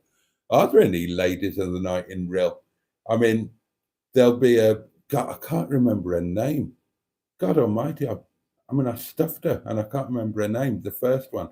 But there might be a Liverpudlian lady who wears tracksuit bottoms who might be, and smokes, who might be quaking in her, I don't know, Primark trainers probably. Isn't that awful? I was a bit pissed. And it was after the live stream, and I just went down for a fag, and she was there. And do you know what I mean? Sometimes something is better than nothing, especially if you've had a few.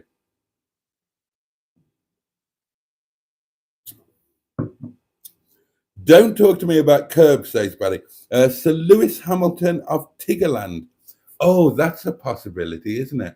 Yeah, extend the Lewis Hamilton thing, Sir Lewis Hamilton, and then tie in a Lisa bit. Well, actually,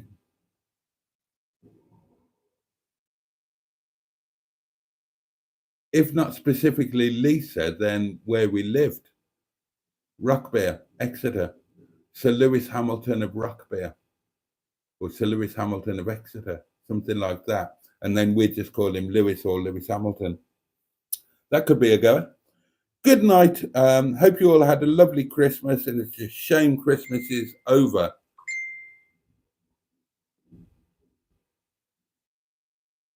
Hey?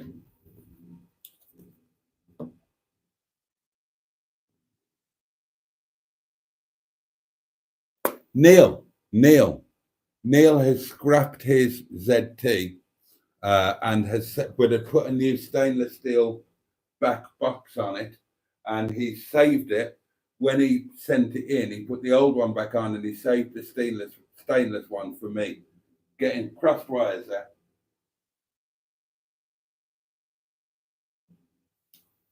Neil. The lovely Neil. Oh, fuck.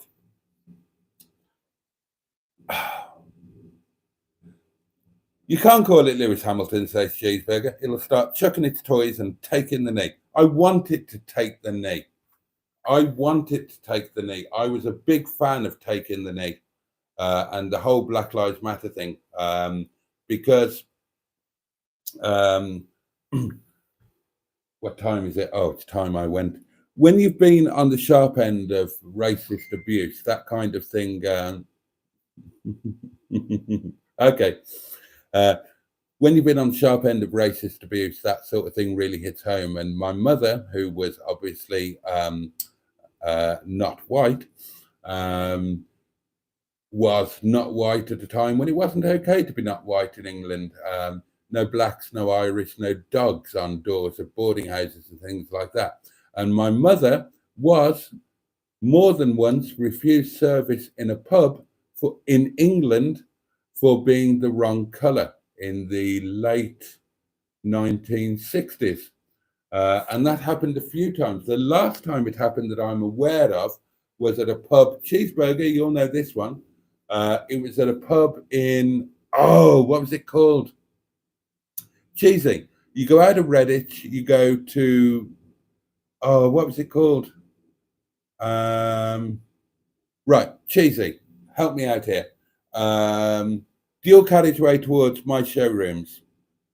Beeley, right, Beeley. So if you turn left at Beeley, down past Beeley Garage, and you go down that road there, heading towards the top end of Moon's Moat, I think it is. You know, that country road. What's the village called halfway down there? And there was a pub in there. And that was the last time that I'm aware of my mother has refused service for not being white. And very unfortunately for the landlord of said pub, my father was with my mother at the time. And the landlord refused to serve my mother and my father on the grounds of my mother's colour. You know about my father. What do you think he did? Seriously, what do you think he did? Without even a second of hesitation or anything. Dear me. Oh, God.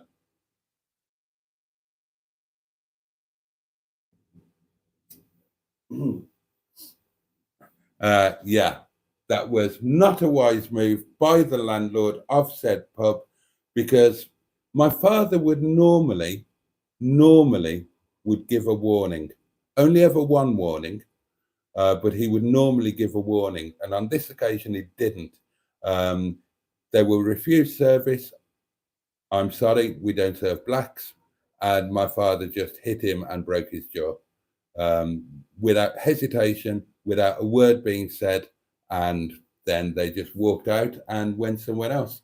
And when I was a kid, I had all sorts of grief. I was in a completely white area. I was much darker when I was a child. For some reason, and I'm not lighting my skin or anything like that. I was just a lot darker when I was a child. You look at pictures of me when I was a baby, and I actually look like Mike Tyson. Um, and my skin is just naturally lightened with age. As the only non-white kid, not perfectly white kid in the school and in the area, I was bullied horrendously when I was a young child, and that bullying continued. Talking to the other kids' parents didn't help.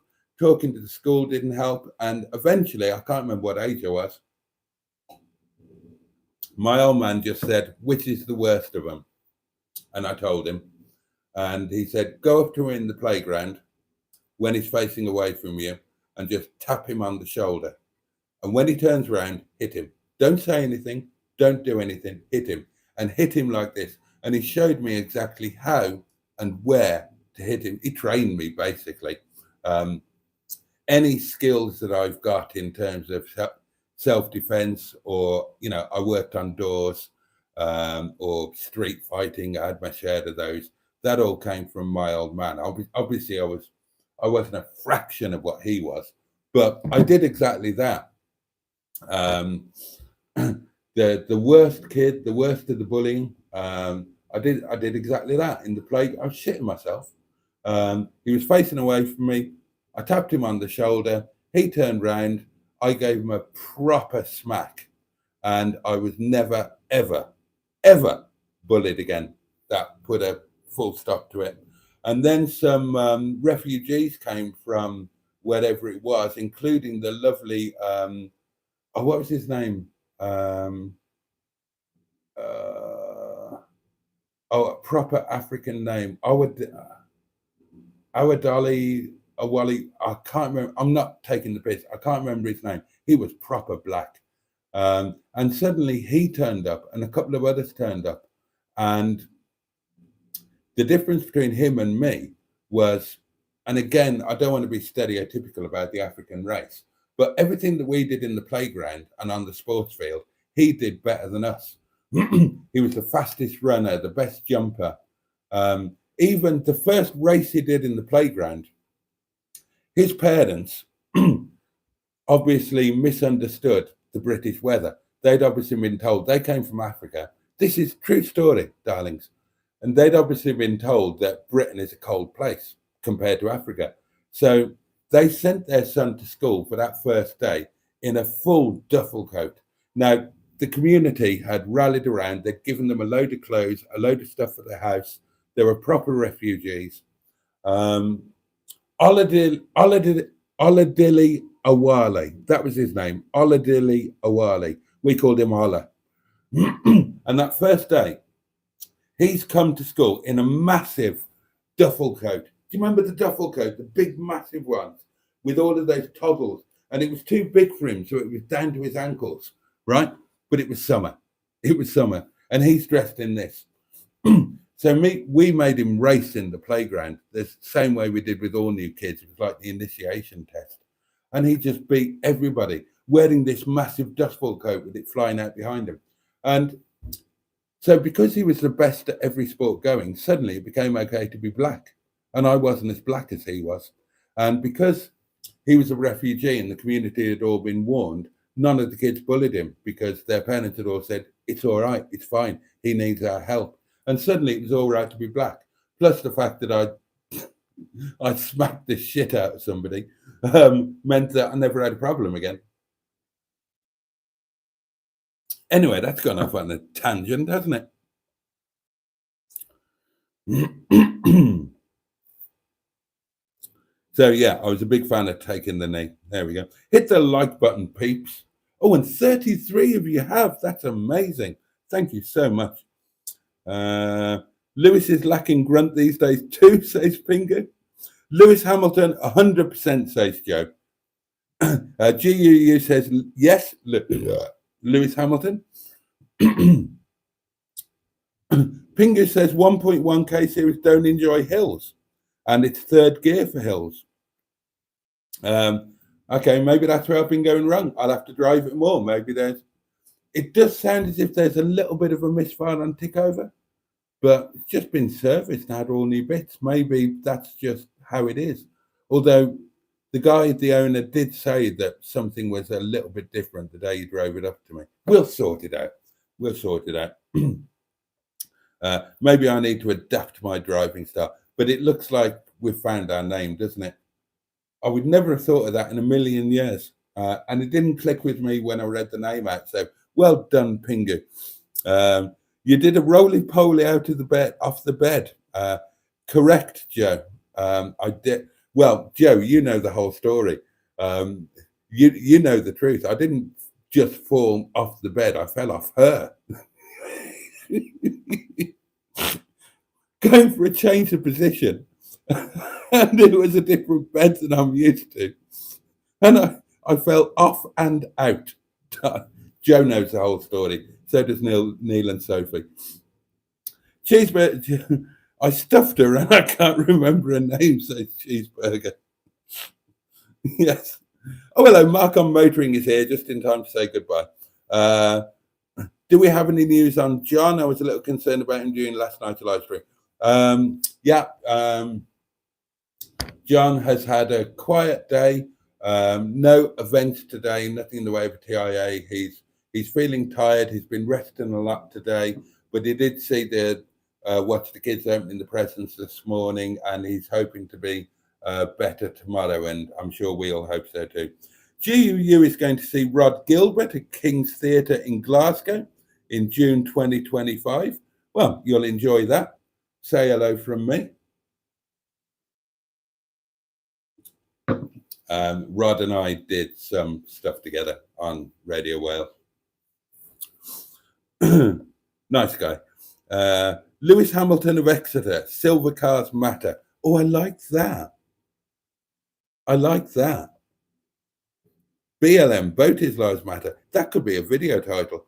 Lewis Hamilton of Exeter, Silver. I like that. Can't remember the pub boats. It's wrong that they wouldn't serve you mum. I bet the landlord regretted it. Yeah. I wish I could remember. I should know it because I suffered on that road a lot. When I rode for the Redditch Road and Path CC before I went semi-pro, that was our road race circuit, the road up to Beeley. It used to bloody kill me. And there's a little village halfway between if you follow that road all the way down, it comes out it's a new estate now, or it was a new estate then. Hither Green Lane, because that's where Sam Duffield, the first woman I ever saw naked in real life, that was where she lived, in the big posh houses. But yeah, then there's a turn off to Churchill or Moonsmote, whatever it is. You know, the top of Moonsmote Drive, whatever it was. You had the Oast House. That came later, actually. But the Oast House down there. Then there was that road that went all the way around the Moonsmote Industrial Estate. Then there was a turning off, came to the crossroads. If you went straight on, you went up Weather Oak or whatever it was. Turn right, and that was the road up to Beeley and the dual carriageway. And there's a little village with a little pub halfway up there, and that's the one where my old man broke his jaw.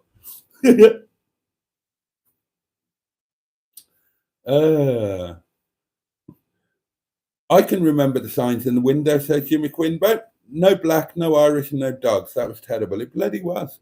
You are lighter, says Cheeseburger, because your liver is packing in. I've been lighter for a long time, Cheesy. I was really, really dark when I was born and when I was a kid. And then my skin just lightened and lightened and lightened. And by the time I left school, I was the color I am now. If you actually look at my school photos, you can see my skin lightening from year to year. No idea why. You look at a picture of me when I was 11 even, and I'm very obviously mixed race, very obviously. By the time By the time I left school, I wasn't very obviously mixed race. I looked mostly white, the way that I think I do now. And the only way you would know that I was mixed race would be if you were a black woman and you slept with me. As I found out, the first time I slept with a black woman, when I'd been white, as far as I was concerned, for a very long time, and she was down there having a nose around, which was very kind of her. I was very grateful for that.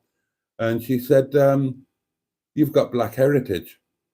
And I said, "Yeah, how did you know?" She said, "You've got black man's balls." I said, "What?" I thought she was winding me up. And she said, "You've got black man's balls. Black men have different balls, and you've got black man's balls." She said, "I can tell. Trust me, I know." And there you go. So apparently, the only way you can, without seeing my parents, or specifically my mother, or doing a DNA test, the only way you can tell that I'm mixed race now is by inspecting my balls. There's probably a video title in that somewhere. Oh, it's 26 minutes past. I've done 3.5 hours. You poor sods. I'm so sorry that you've had to suffer this. Boaty wasn't really black. He simply had overspray on him and landed on the pogo. Don't tell him that, Joe. Don't tell them what I landed on. God, we've been going so long. The candle's gone out. That's the first.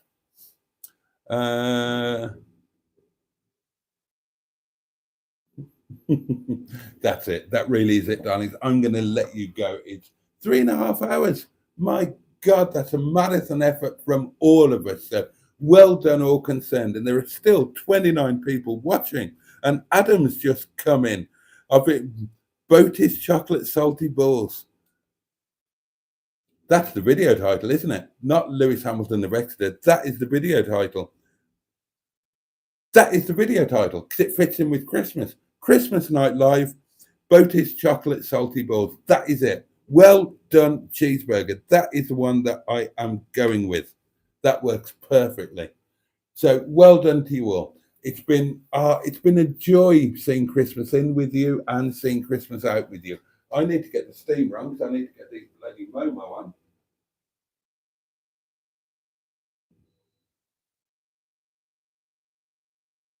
There we go. That's done. And on that note, I'm going to say, good night. God bless, and thank you so much. Great effort, Boaty. Thank you. I didn't think I was going to make it through till I thought 10:30. I thought I might make 10:30, and I made bloody 12:30. God above. Oh dear.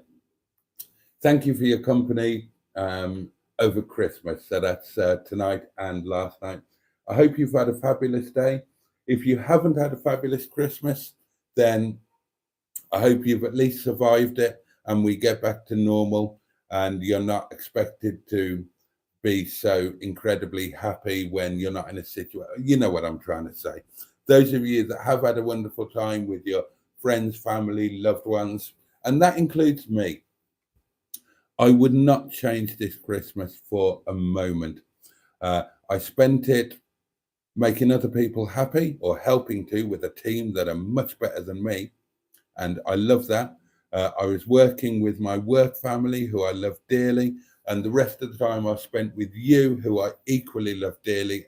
And I'm so grateful and thankful for. So it's been the best Christmas ever. I wouldn't swap it. Oh, and we had the neighbour thing last night. We've had the metro. It's all just wonderful. Thank you to everybody who sent. I think it was. I had 2 super chats. Thank you very much for those, and a massive thank you to the 10 gifted channel memberships from Ben and Ross, wasn't it? So thank you so much for that, guys. Welcome back to the new channel members. And I just need to shut up and let you go. I could not love you any more than I do. Thank you so much. Have a great Boxing Day. Enjoy the video that will go up now tomorrow of my first drive in Lewis Hamilton. There you go. It's the perfect name. Well done again, Pingu. And yeah, have the best day. God, what's happening tomorrow? Boxing Day, Tuesday. So yeah, I'm not doing daily diaries from Christmas Eve today or tomorrow. But tomorrow you can have the collection, the car video, the Metro collection video. You can have that in the morning, and then there'll be a Boaty's Noshes tomorrow night. And then on Wednesday, we'll be back to normal and daily diaries and whatnot. And so Tuesday night tomorrow, Tuesday night live, isn't it? So yeah, I'll see you at 11 o'clock. Jimmy, bless you. Jimmy's whizzed in right at the desk with a super sticker, a $3.99 super sticker. Thank you so much, Jimmy. I really appreciate that. As I said before, ad revenue is rubbish. Any YouTuber will tell you. Ad revenue is terrible in December. So all of you who've been so kind, it's going to make a massive difference on the 23rd of next month. And now I really will go. I'll see you tomorrow, 11 o'clock. Have a safe and peaceful night. Have the best day that you can tomorrow, and just take the best care of yourself possible. And I'll see you in the Facebook group or in the WhatsApp group. Or we're 24/7 now. The bogs are 24/7. We're all over the shop like a mad woman's drawers. See you tomorrow, 11 o'clock or before on one. Oh yeah, I'm going to bed. Good night.